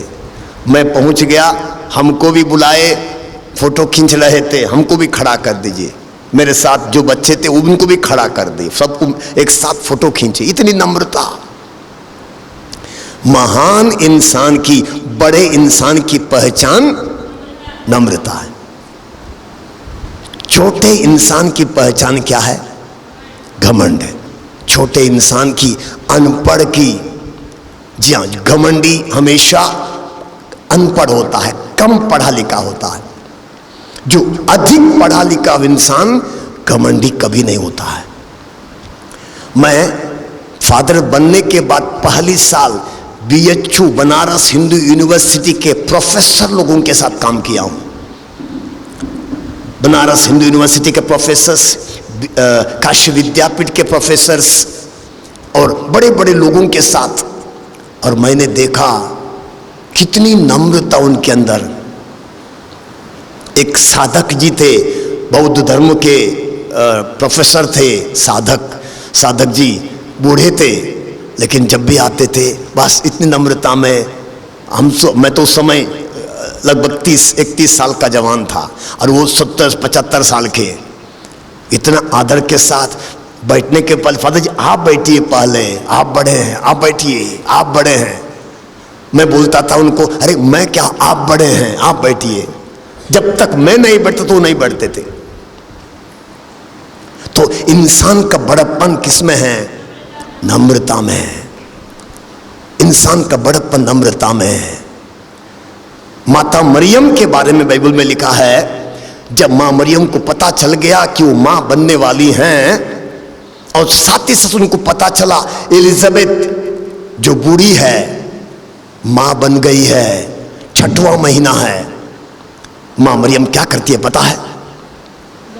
मां मरियम अपना सारा काम धंधा छोड़कर एलिजाबेथ की सेवा के लिए दौड़ पड़ती है।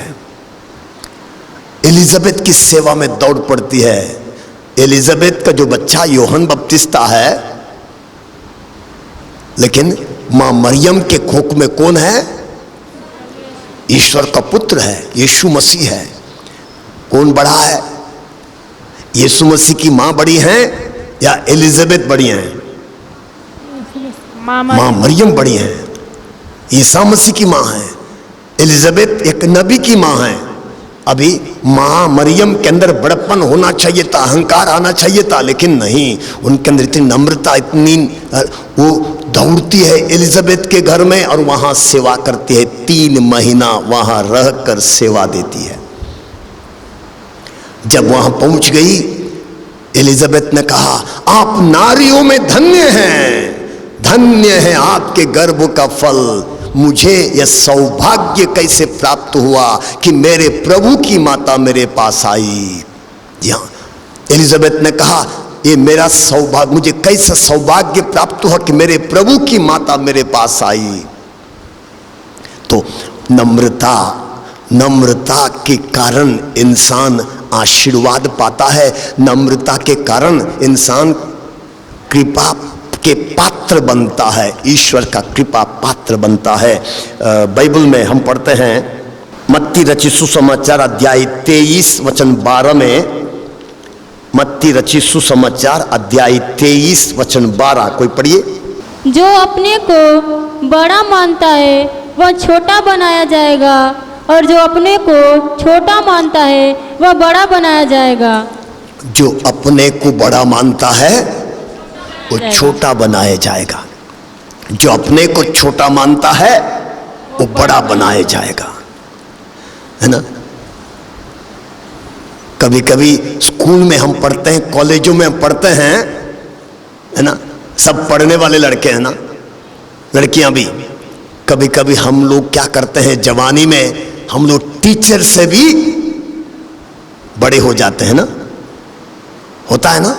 हो सकता है आप ना होते हैं, लेकिन आपने देखा है आपके साथ पढ़ने वाले कितने लड़के कितनी लड़कियां अपने आप को टीचर से भी बड़ा समझने की कोशिश करते हैं। टीचर को उठक बैठक कराते हैं, टीचर का मजाक उड़ाते हैं, टीचर का अपमान करते हैं। कौन अपमान करता है दूसरों का?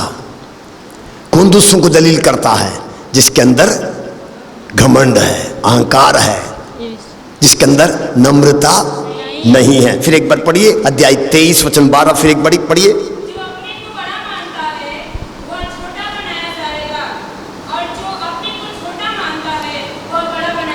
जो अपने को छोटा मानता है वो बड़ा बनाया जाएगा। जी हाँ, संत याकूब का पत्र अध्याय 4, संत याकूब का पत्र अध्याय 4 वचन 6 पढ़िए।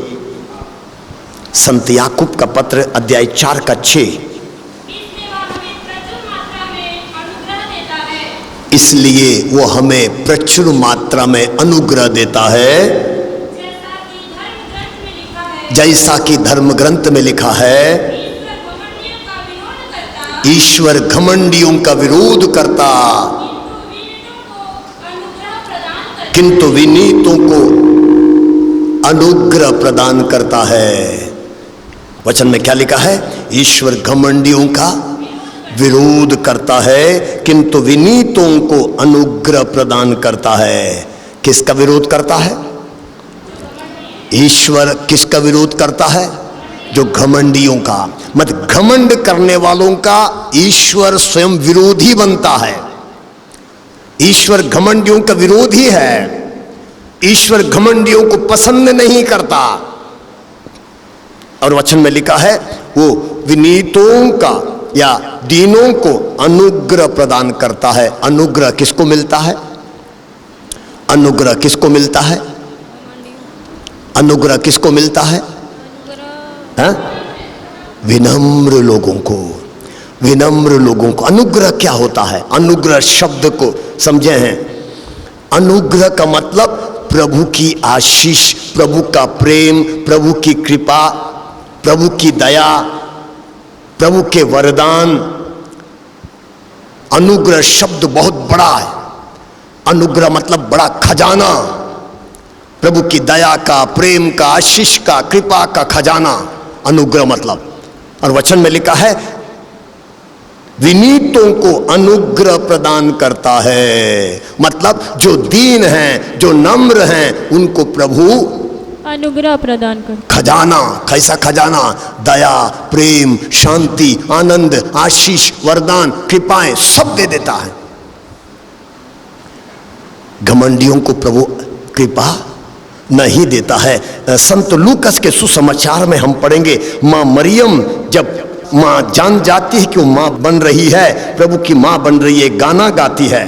लूका रचित सुसमाचार अध्याय 1 में हम पढ़ते हैं, मां गा रही थी और कह रही थी, वचन 48 में लिखा है, उसने अपनी दीन दासी पर कृपा दृष्टि की है, अब से सब पीढ़ियां मुझे धन्य कहेंगी। क्या किया है उसने? अपनी दीन दासी पर कृपा दृष्टि की है। किस पर कृपा दृष्टि की? किस पर? दीन दासी। दीन दासी पर। और वचन में क्या लिखा है? आगे और एक जगह लिखा है, वो घमंडियों को तितर बितर कर दिया है। वचन 52 में लिखा है, उसने शक्तिशालियों को उनके आसनों से गिरा दिया और दीनों को महान बना दिया है। उसने शक्तिशालियों को अपने आसनों से गिरा दिया और दीनों को महान बना दिया है। Hallelujah, hallelujah. वचन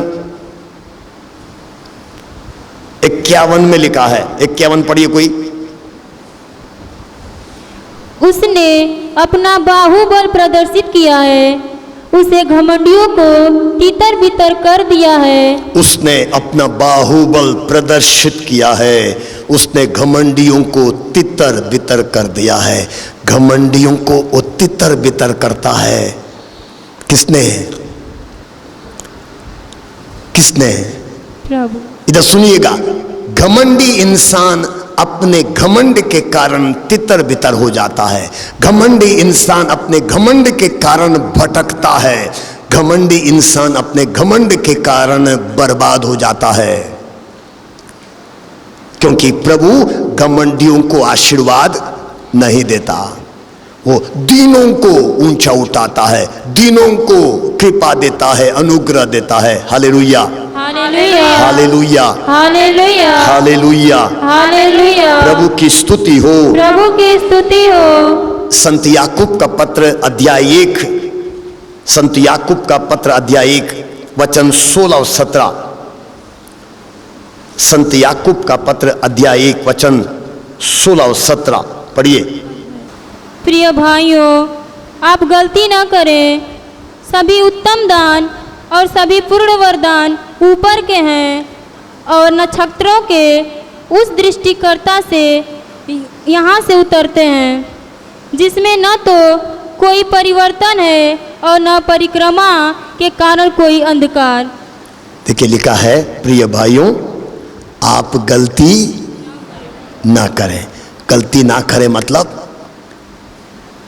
घमंडी न बने, अहंकारी न बने। लिखा है सभी उत्तम दान और सभी पूर्ण वरदान ऊपर के हैं। सभी उत्तम दान और सभी पूर्ण वरदान ऊपर के हैं, है ना। कई लोगों को विशेष कृपा मिलती है, विशेष कृपा सबको नहीं मिलती है। विशेष वरदान मिलते हैं, विशेष कृपाएं मिलती हैं। कुछ लोगों को अच्छे गा सकते हैं, है ना, सब लोग नहीं गा सकते हैं ना। कुछ लोग अच्छे चुटकुले बोल सकते हैं, कुछ लोग अच्छी कविताएं लिख सकते हैं, कुछ लोग अच्छे भाषण दे सकते हैं, कुछ लोगों को प्रभु इतने कृपा दी कि बड़ी कला कर सकते हैं, ड्राइंग कर सकते हैं। और वचन में लिखा है सभी उत्तम दान और सभी पूर्ण वरदान ऊपर के हैं। ऊपर के मतलब स्वर्ग के, मतलब प्रभु की ओर से हैं। प्रभु देता है, प्रभु देता है। जी हाँ, किसको देता है? जिसको चाहिए उसको देता है। क्यों देता है? उसके राज्य के लिए, उसके संसार के लिए देता है। वो देता है ना। कोई बोल सकता है, कोई गा सकता है, कोई चुटकुला बोल सकता है, कोई लिख सकता है, कोई चित्र बना सकता है, अलग अलग उनको अलग अलग प्रभु देता है। सबको एक ही चीज देंगे तो क्या होगा? बोलो, सबको गाने का ही वरदान दे दें, सब लोग गाने वाले हो जाएं, हर जगह गाने वाले हो जाएं, क्या होगा? सुनने वाला कौन रहेगा? है ना। सब लोग ड्राइंग करने वाले ही हो जाएंगे तो क्या होगा बता दो? हर जगह ड्राइंग ही ड्राइंग ना। टॉयलेट में चलो वहां भी ड्राइंग, पायखाने में जाओ वहां टॉयलेट, वहां पर भी, गेट पर जाओ वहां ड्राइंग, हर जगह ड्राइंग ना। रोड पे चले जाओ वहां भी ड्राइंग, हर लोग ड्राइंग करने वाले हो जाएंगे तो भी गड़बड़ है। तो प्रभु सबको अलग अलग वरदान देता है, उत्तम दान देता है। इसलिए वचन में लिखा है नक्षत्रों के उस सृष्टिकर्ता के यहां से उतरते हैं। जी हां, ये पूर्ण वरदान और उत्तम दान कहां से आते हैं? नक्षत्रों के उस सृष्टिकर्ता के यहां से उतरते हैं, जिसमें ना तो कोई परिवर्तन है, ना परिक्रमा के कारण कोई अंधकार। उसने अपनी ही इच्छा से सत्य की शिक्षा द्वारा हमको जीवन प्रदान किया, जिससे हम एक प्रकार से उसकी सृष्टि के प्रथम फल बने। Hallelujah, hallelujah, hallelujah, hallelujah, hallelujah, hallelujah. प्रभु की स्तुति हो, प्रभु की स्तुति हो। ईश्वर को धन्यवाद, ईश्वर को धन्यवाद। लूका रचित सुसमाचार में अध्याय 18 में, लूका रचित सुसमाचार अध्याय 18 में वचन 1 से ही हम पढ़ते हैं। प्रभु यीशु एक सुंदर कहानी सुनाते हैं। एक शास्त्री और एक नाकेदार चर्च में आए प्रार्थना के लिए। शास्त्री प्रार्थना के लिए आया, सीधा खड़े कहां आया? सामने चले आया, तन के खड़ा हो गया और प्रार्थना करने लगा। सीधा खड़ा होकर प्रार्थना कर रहा था, हो सकता हाथ जोड़ा हो, और खड़ा होकर प्रार्थना कर रहा था। क्या कह रहा था? मैं उपवास करता हूं, मैं दशमांश देता हूं, मैं अन्याय नहीं करता, मैं अधर्म नहीं करता। और पीछे देख के जो पीछे खड़ा है, मैं उसके समान पापी नहीं हूं। जो पीछे खड़ा था, दरवाजे पे खड़ा था, वो अपना सर झुकाया हुआ था, वो अपना सीना पीट रहा था और कह रहा था, प्रभु मैं तेरे लायक नहीं हूं, मैं तेरे योग्य नहीं हूं, मैं पापी हूं। और प्रभु यीशु कहते हैं जो पीछे आया था ना, जो पीछे खड़ा था, वो आगे बढ़ने के लिए उसके अंदर हिम्मत नहीं थी। वो आशीर्वाद पाके चला गया, वो अनुग्रह पाके चला गया। लेकिन जो सामने आया था, जी हाँ, वो उपवास करता था, वो दशमांश देता था, वो अन्याय नहीं करता था, अधर्म नहीं करता था, अच्छा था, लेकिन उसके अंदर इतना घमंड कि अपने आप को पीछे वाले से तुलना करता है। कौन दूसरों से तुलना करता है? कौन दूसरों से तुलना करता है? जो घमंडी है।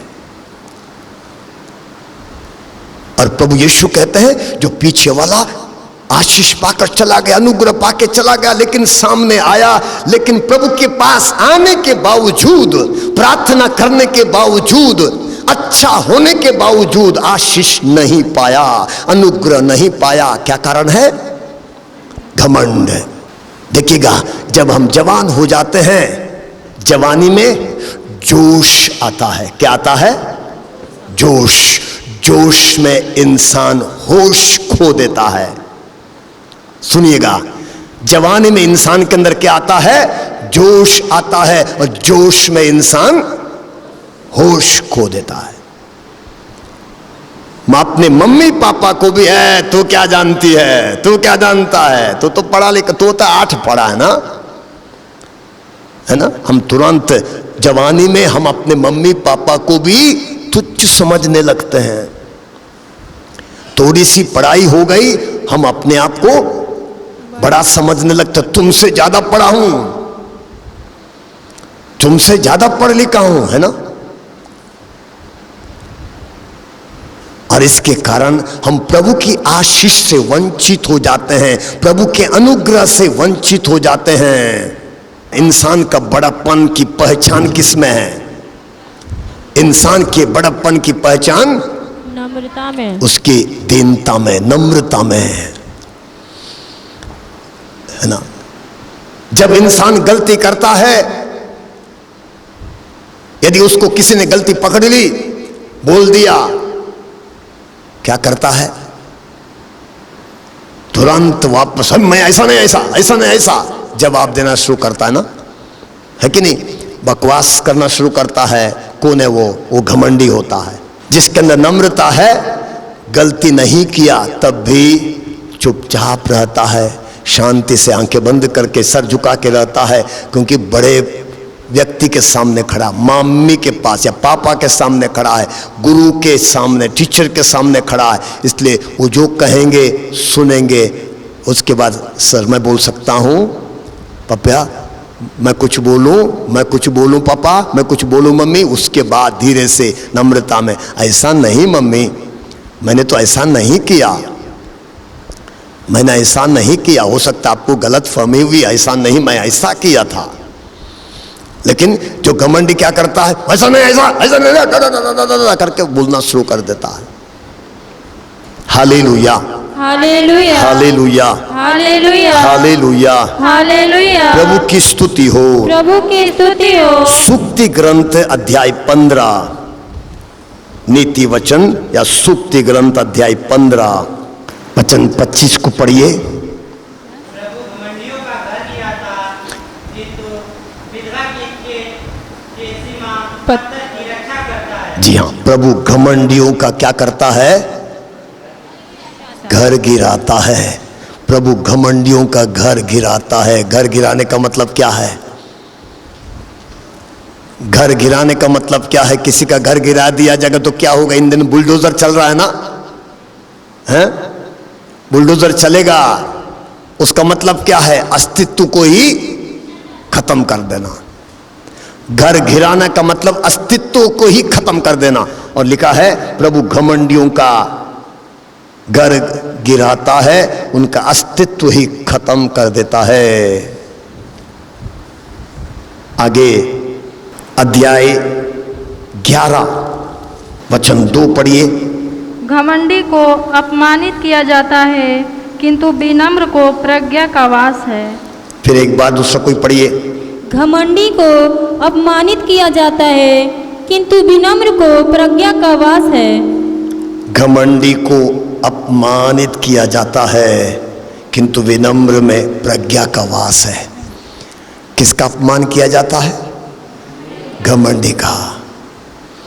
विनम्र लोगों को अपमानित किया जाए तब भी असर नहीं पड़ता है। घमंडी को कोई अपमान करे तो घमंडी बर्दाश्त नहीं कर पाता है, आग बबूला हो जाएगा,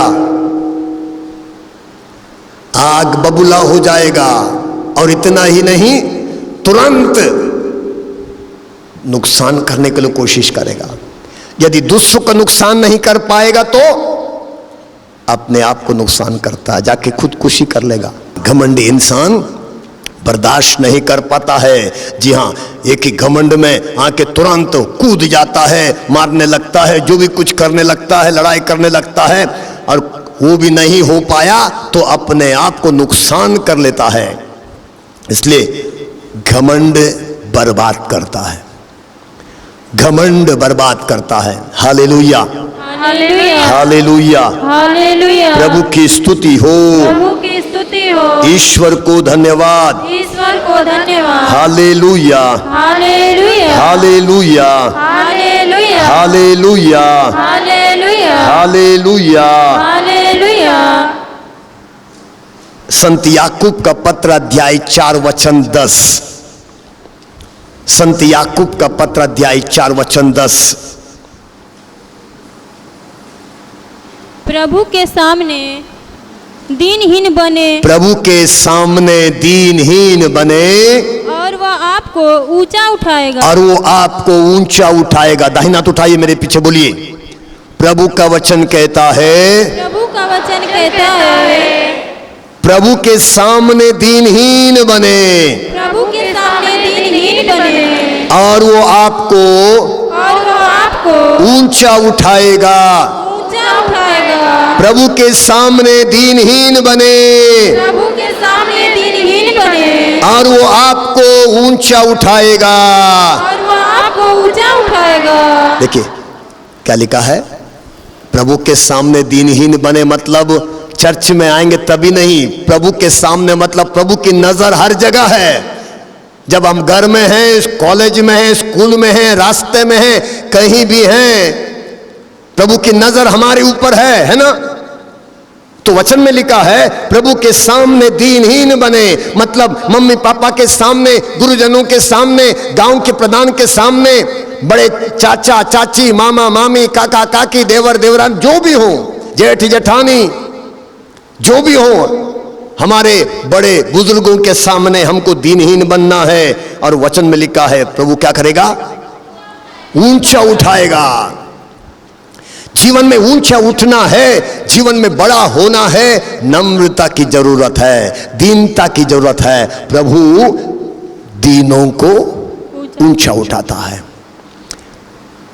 जिसके अंदर दीनता है, जिसके अंदर नम्रता है, उसकी खूबी क्या है? जो दीनहीन है, जो नम्र है, उसकी खूबी क्या है? वो सबका सम्मान करता है। सबसे पहले जिसके अंदर नम्रता है, दीनता है, वो क्या करता है? सबका सम्मान करता है। अपने मम्मी पापा का, अपने भाई बहनों का, गुरुजनों का, समाज में जो बड़े लोग हैं, खानदान में बड़े लोग हैं, उनका सम्मान करता है। सम्मान कैसे होता है? जैसे कि सोचिए कि हम कुर्सी पे बैठे हुए हैं, हम कुर्सी पे बैठे हुए हैं, तुरंत कोई हमारे पड़ोसी चाचा आ गए घर में, पड़ोसी चाचा घर में आ गए, हम क्या करेंगे? कुर्सी से उठ जाएंगे। हम तुरंत कुर्सी से उठ जाएंगे।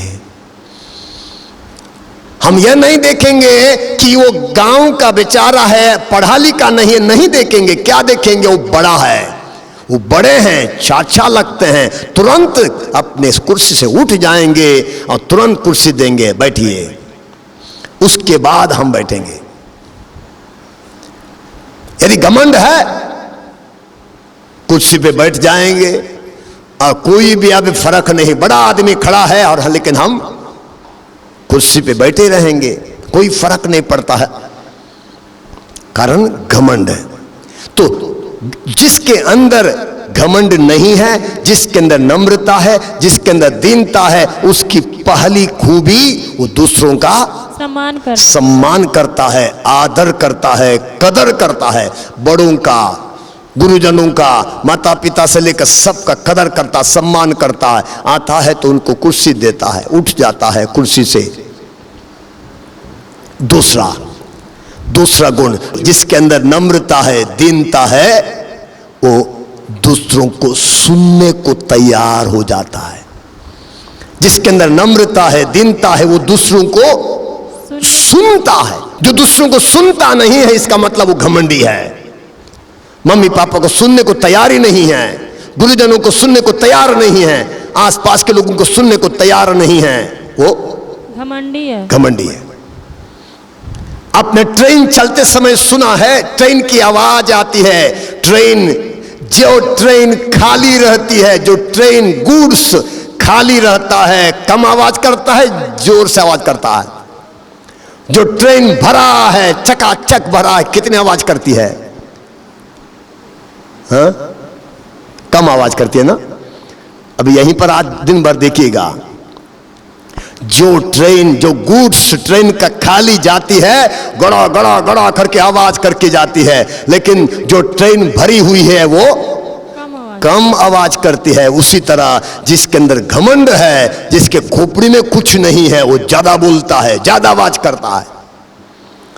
जिसके अंदर ज्ञान है, जिसके अंदर नम्रता है, वो कम आवाज करता है। Hallelujah, hallelujah, hallelujah, hallelujah, hallelujah. Hallelujah. तो जिसके अंदर नम्रता है, दीनता है, उसका पहला गुण मैंने कहा वो दूसरों को आदर करता, सम्मान करता, कदर करता। दूसरा गुण, दूसरों को सुनने को तैयार होता।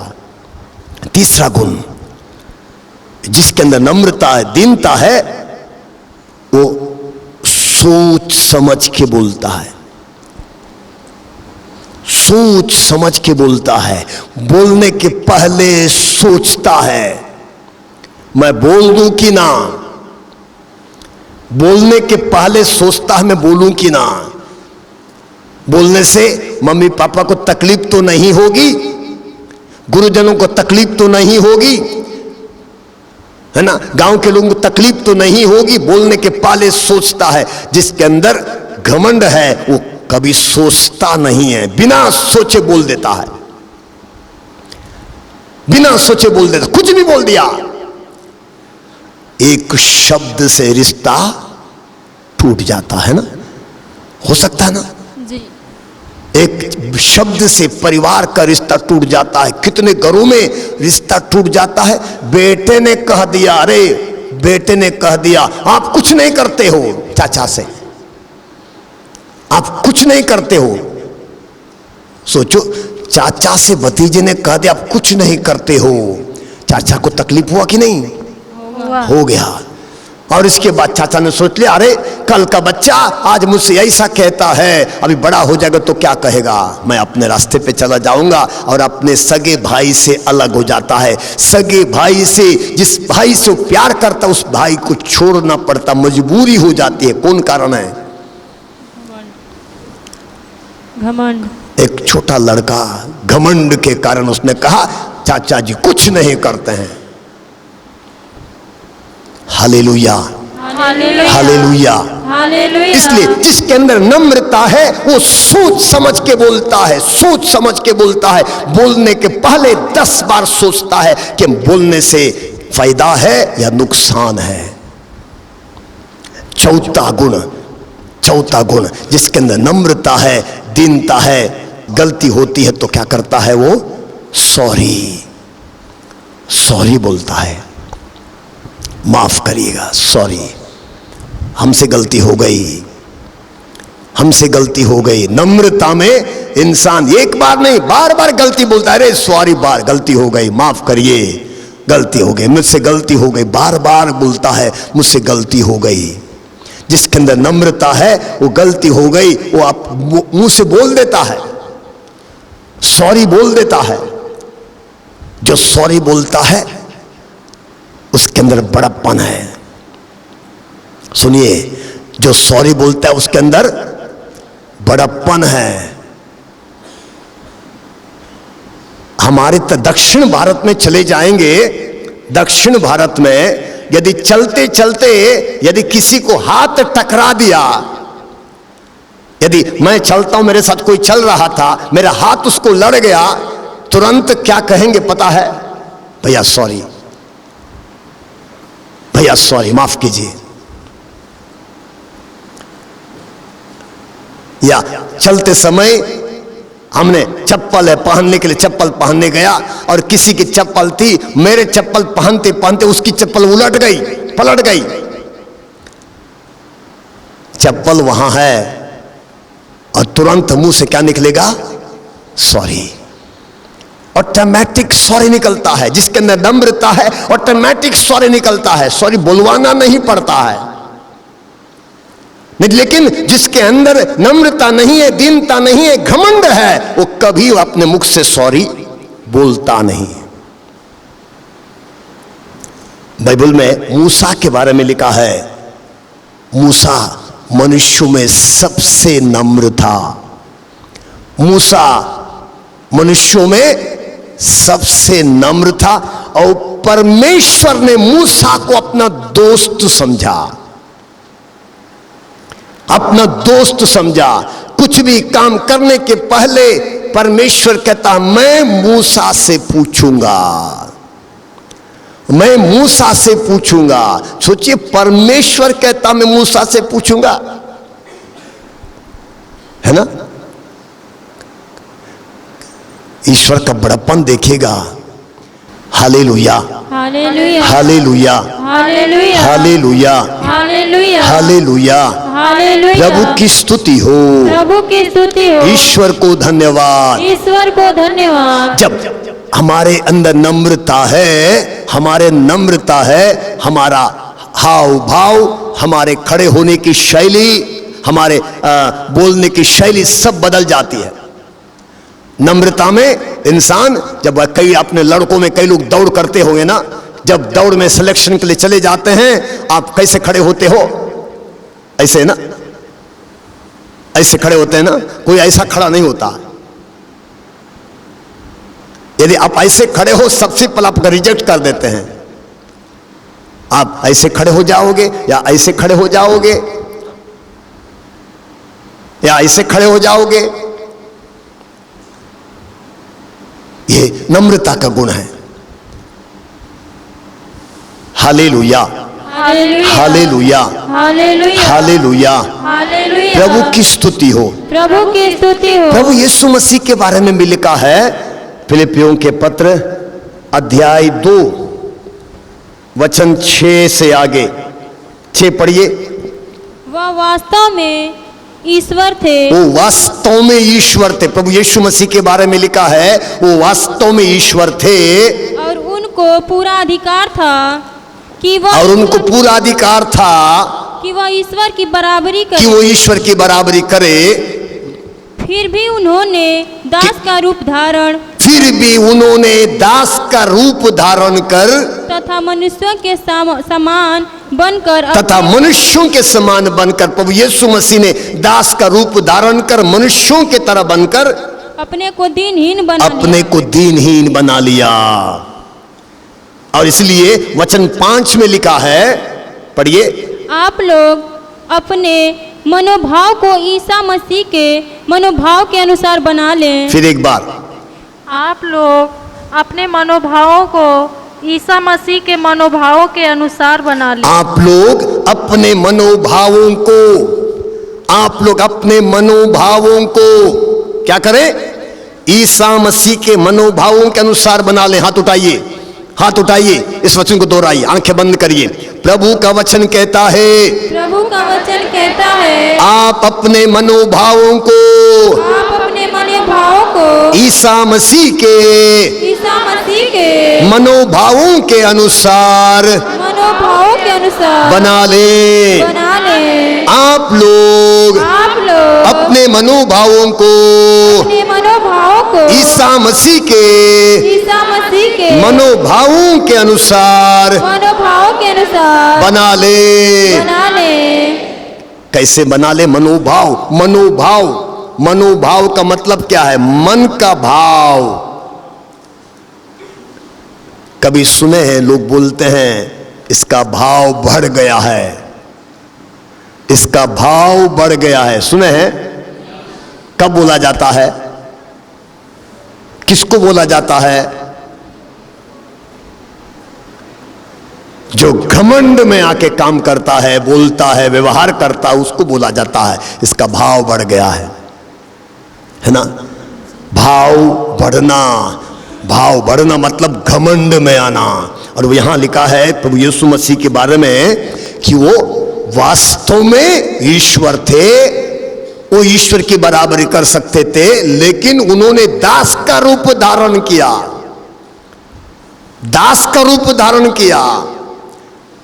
प्रभु यीशु मसीह ने अपने 12 चेलों के पैर धोए थे। सुने हैं? प्रभु यीशु मसीह ने अपने 12 चेलों के पैर धोए थे। कौन पैर धोता है? चेले गुरु का धोते हैं या गुरु चेले का धोता है? बोलिए। चेले गुरु का धोते। चेले गुरु के पैर धोते हैं ना। लेकिन प्रभु यीशु मसीह ने अपने चेलों के पैर धोए। कितनी नम्रता, कितनी नम्रता। इसलिए वचन में लिखा है आप लोग ईसा मसीह का मनोभाव अपना ले। ईसा मसीह का मनोभाव। क्या ईसा मसीह ने चेलों के पैर धोए तब वो छोटा हो गया? क्या ईसा मसीह ने जो गरीब स्तर के लोग थे, दबे कुचले लोग थे, उनको अपनाया, उनके साथ खाते थे, बैठते थे, क्या वो छोटे हो गए? नहीं, नहीं, मछुएरों को, मछली पकड़ने वालों को अपने चेले बनाए, क्या वो छोटे हो गए? नहीं। किसी गरीब के साथ बैठने से, खाने से हम छोटे नहीं होते हैं। छोटे बच्चों के साथ खेलने से हम छोटे नहीं होते हैं। छोटे लोगों के साथ चलने फिरने से हम छोटे नहीं होते हैं। छोटे हम कैसे होते हैं? छोटे हम कैसे होते हैं? अपने आप को दूसरों के नजरों में जब गिराते हैं। नजरों में दूसरों के नजर कब गिराते हैं? जब हम अहंकार में आ जाते हैं, घमंडी हो जाते हैं, तब हम अपने आप को दूसरों के नजरों में गिरा देते हैं। Hallelujah, hallelujah, hallelujah, hallelujah. इसलिए वचन कहता है आप ईसा मसीह का मनोभाव अपना ले। ईसा मसीह का मनोभाव, नम्रता का मनोभाव, नम्रता का मनोभाव, दीनता का मनोभाव। तैयार है? तैयार है? जी। नम्रता का मनोभाव अपनाने के लिए। नम्रता का मनोभाव मतलब यह नहीं है डर के रहो। नम्रता मतलब यह नहीं डर के रहो। प्रभु यीशु के अंदर नम्रता थी, लेकिन जब उनको थप्पड़ मारा गया था, प्रभु यीशु ने प्रश्न किया, क्यों मारते हो? प्रभु ने पूछा, क्यों मारते हो? प्रभु ने प्रश्न किया। इसका मतलब नम्रता मतलब यह नहीं कि हम पूछ नहीं सकते, पूछ सकते हैं, वो भी नम्रता में। अब क्यों ऐसे कहते हैं, है ना? नम्रता में प्रभु ने पूछा। इसलिए प्रभु यीशु मसीह का मनोभाव, नम्रता का मनोभाव, दीनहीनता का मनोभाव, जब हम इस प्रकार का मनोभाव अपनाते हैं, हम बड़े हो जाते हैं। यूहन्ना बपतिस्ता के बारे में मैंने आपको बताया, माता मरियम के बारे में आपको बताया, महात्मा गांधी जी के बारे में सुनिएगा, उनके अंदर नम्रता थी। अब्दुल कलाम कुछ साल पहले हमारे राष्ट्रपति थे ना, है ना? कितने बड़े आदमी, अब्दुल कलाम कितने बड़े आदमी, कितनी बड़ी हस्ती, लेकिन कितनी नम्रता उनके अंदर। कई स्कूलों में गए थे, बच्चों के साथ हाथ पकड़ के जा रहे हैं, खेल रहे हैं, बैठ रहे हैं उनके साथ। कलीसिया में एक मदर थेरेसा नाम की सिस्टर थी, आज संत हैं, स्वर्ग में हैं। मदर थेरेसा बड़ी, क्या बोलते हैं, महात्मा, बड़ी महात्मा। क्या सेवा उनकी, उनके साथ सेवा करने वाले कम से कम 6000 बहनें केवल ये दुनिया में हैं। चीन में जहां पर धर्म के लिए कोई जगह नहीं है, वहां 6000 से अधिक उनकी सेवा करने वाले बहनें हैं। और वो मदर थेरेसा इतनी नम्रता में चलती थी, इतनी नम्रता में खड़ी हो जाती थी। जब उनको दुकान में गई थी मांगने के लिए गई थी, जब मांगने उन्होंने हाथ पसार दिया, दुकानदार ने उनके हाथ में थूक दिया। कहा, अंग्रेजन, देश को बर्बाद करने के लिए आई हो। उन्होंने क्या किया? थूका गया था, मुट्ठी बांधी, धन्यवाद, दुकानदार से कहा धन्यवाद, थैंक यू, और मुट्ठी बांध के सीने पे लगाई। दूसरा हाथ पसारी, आपने मेरे लिए दिया, मेरे बच्चे हैं जिनको मैं रोड पर से उठा के रखी हूं, सेवा उनकी करती हूं, उनके लिए कुछ दीजिए। जब बायां हाथ पसार दिया, दुकानदार पिघल गया, दुकानदार पिघल गया, रोना शुरू कर दिया।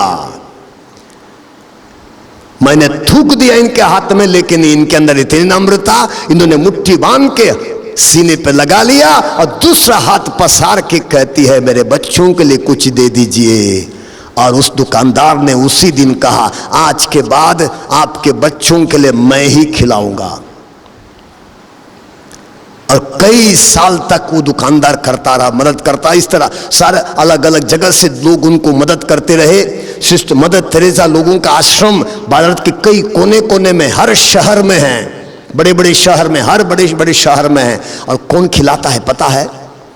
सेवा सिस्टर लोग करते हैं, सारे शहर के लोग ही लाके देते हैं, शहर के लोग ही लाके खिलाते हैं।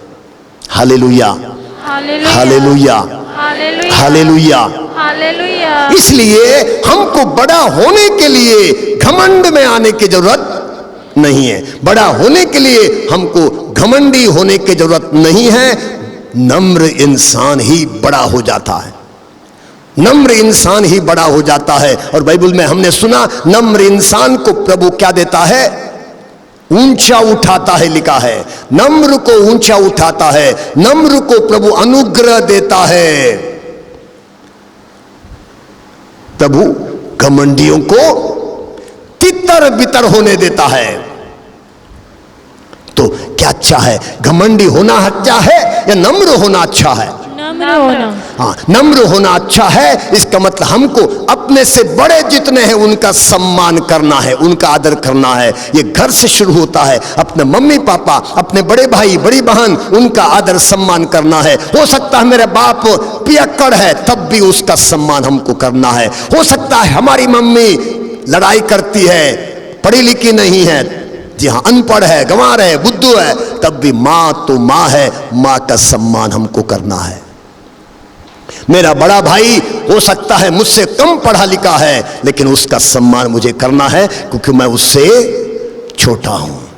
हालेलुया, हालेलुया, हालेलुया, प्रभु की स्तुति हो, प्रभु की स्तुति हो। आंखें बंद करेंगे, सीधा बैठ जाएंगे, सीधा बैठ जाएंगे। आज उन क्षणों के लिए माफी मांगे जब हमने घमंड किया है। आंखें बंद करिए।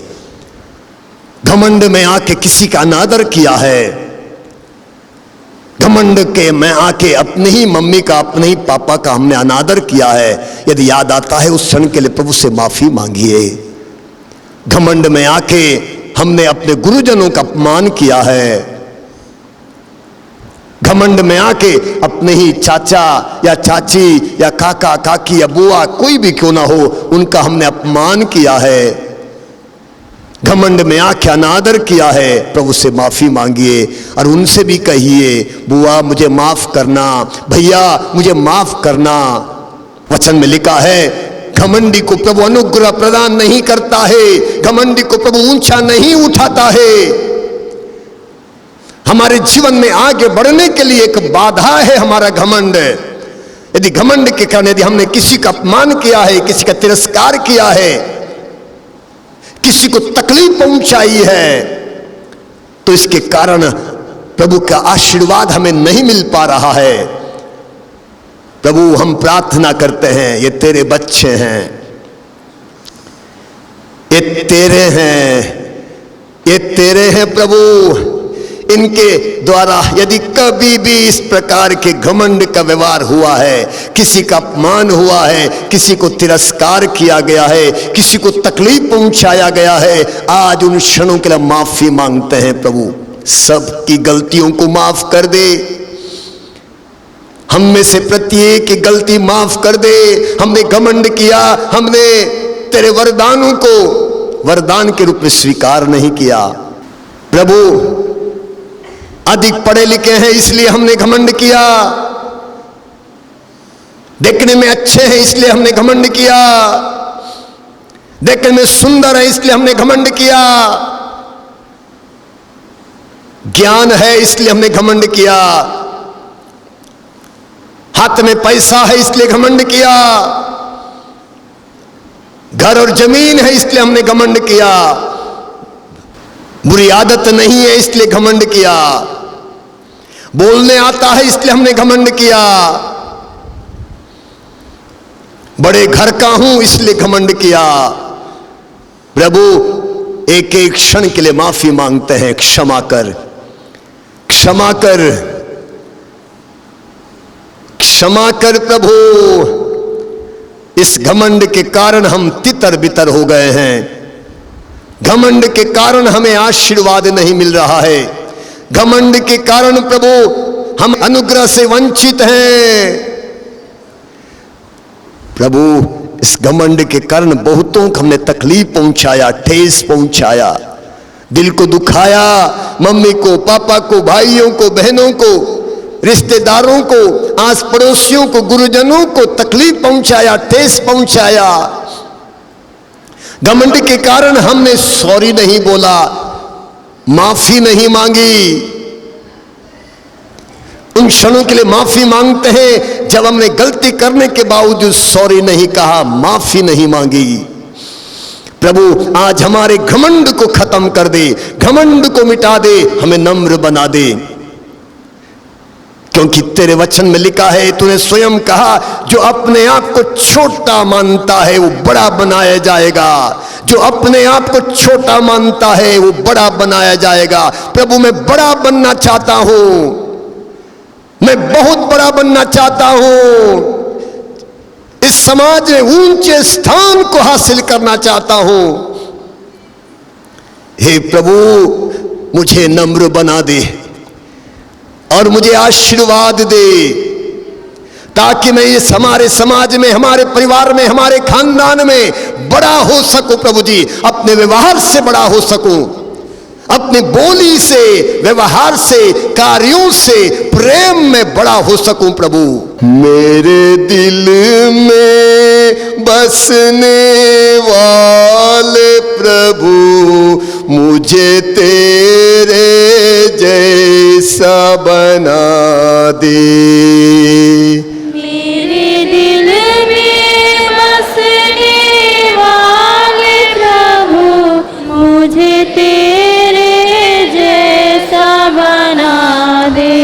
मेरे दिल में बसने वाले प्रभु मुझे तेरे जैसा बना दे। मेरे दिल में बसने वाले प्रभु मुझे पीछे मत देखिए, जैसा बना दे। अपने प्रेम से मुझे भर दे, अपने प्रेम से मुझे भर दे। नम्रता से मुझे भर दे, नम्रता से मुझे भर दे। मुझे तेरे जैसा बना दे। मुझे तेरे जैसा बना दे। मेरे दिल में बसने वाले प्रभु मुझे तेरे जैसा बना दे। मेरे दिल में Thank you, Lord. बसने वाले प्रभु मुझे तेरे जैसा बना दे। अपनी दया से मुझे भर दे, अपनी दया से मुझे भर दे। अपनी ममता से मुझे भर दे। अपनी ममता से मुझे भर दे। मुझे तेरे जैसा बना दे। मुझे तेरे जैसा बना दे। आंखें बंद रखेंगे, दाहिना हाथ उठाएंगे। आंखें बंद रखे, दाहिना हाथ उठाइए। आपको कोई याद आता है जिसने आपको जलील किया हो, आपको अपमानित किया हो, आपको नीचा दिखाया? आपको याद आता होगा कोई ना कोई आपके जीवन में है जिसने आपको जलील किया, नीचा दिखाया, आपको गिराया, आपका अपमान किया। उसको माफ करिए दिल से, उसको माफ करिए, माफ करिए, दिल से माफ करिए। आपको बदनाम किया होगा उसने, आपके बारे में उल्टी सीधी बातें कही होंगी, आपको चोट पहुंचाया, आपको तकलीफ पहुंचाया, आपका नुकसान किया, दूसरों के सामने आपको गिराया, उसको दिल से माफ करिए, पूरे दिल से, पूरे मन से, पूरी आत्मा से माफ करिए। अपने मम्मी पापा ही क्यों ना हो, मम्मी पापा ही क्यों ना हो, अपना ही भाई अपनी बहन क्यों ना हो, अपने ही सगे संबंधी क्यों ना हो, अपने पड़ोस के क्यों ना हो, उनको माफ करिए। प्रभु कहता है क्षमा करो तुम्हें भी क्षमा मिल जाएगी। नम्र इंसान का एक गुण है, माफ करता है, घमंडी माफ नहीं करता, घमंडी माफ नहीं करता। नम्रता में माफ करिए। गलती सबसे हो सकती है, जैसा मैं गलती करता हूं उसने भी गलती कर दी, माफ करिए। बायां हाथ उठाते हुए दूसरे व्यक्ति भी यदि कोई याद आता उसको भी माफ करिए। दूसरा कोई व्यक्ति याद आता है, तीसरा कोई व्यक्ति याद आता है, घर का हो या बाहर का, माफ करिए, दिल से माफ करिए। प्रभु से कहिए प्रभु माफ करता हूं। Hallelujah, hallelujah, hallelujah, hallelujah, hallelujah. जय यीशु, जय यीशु।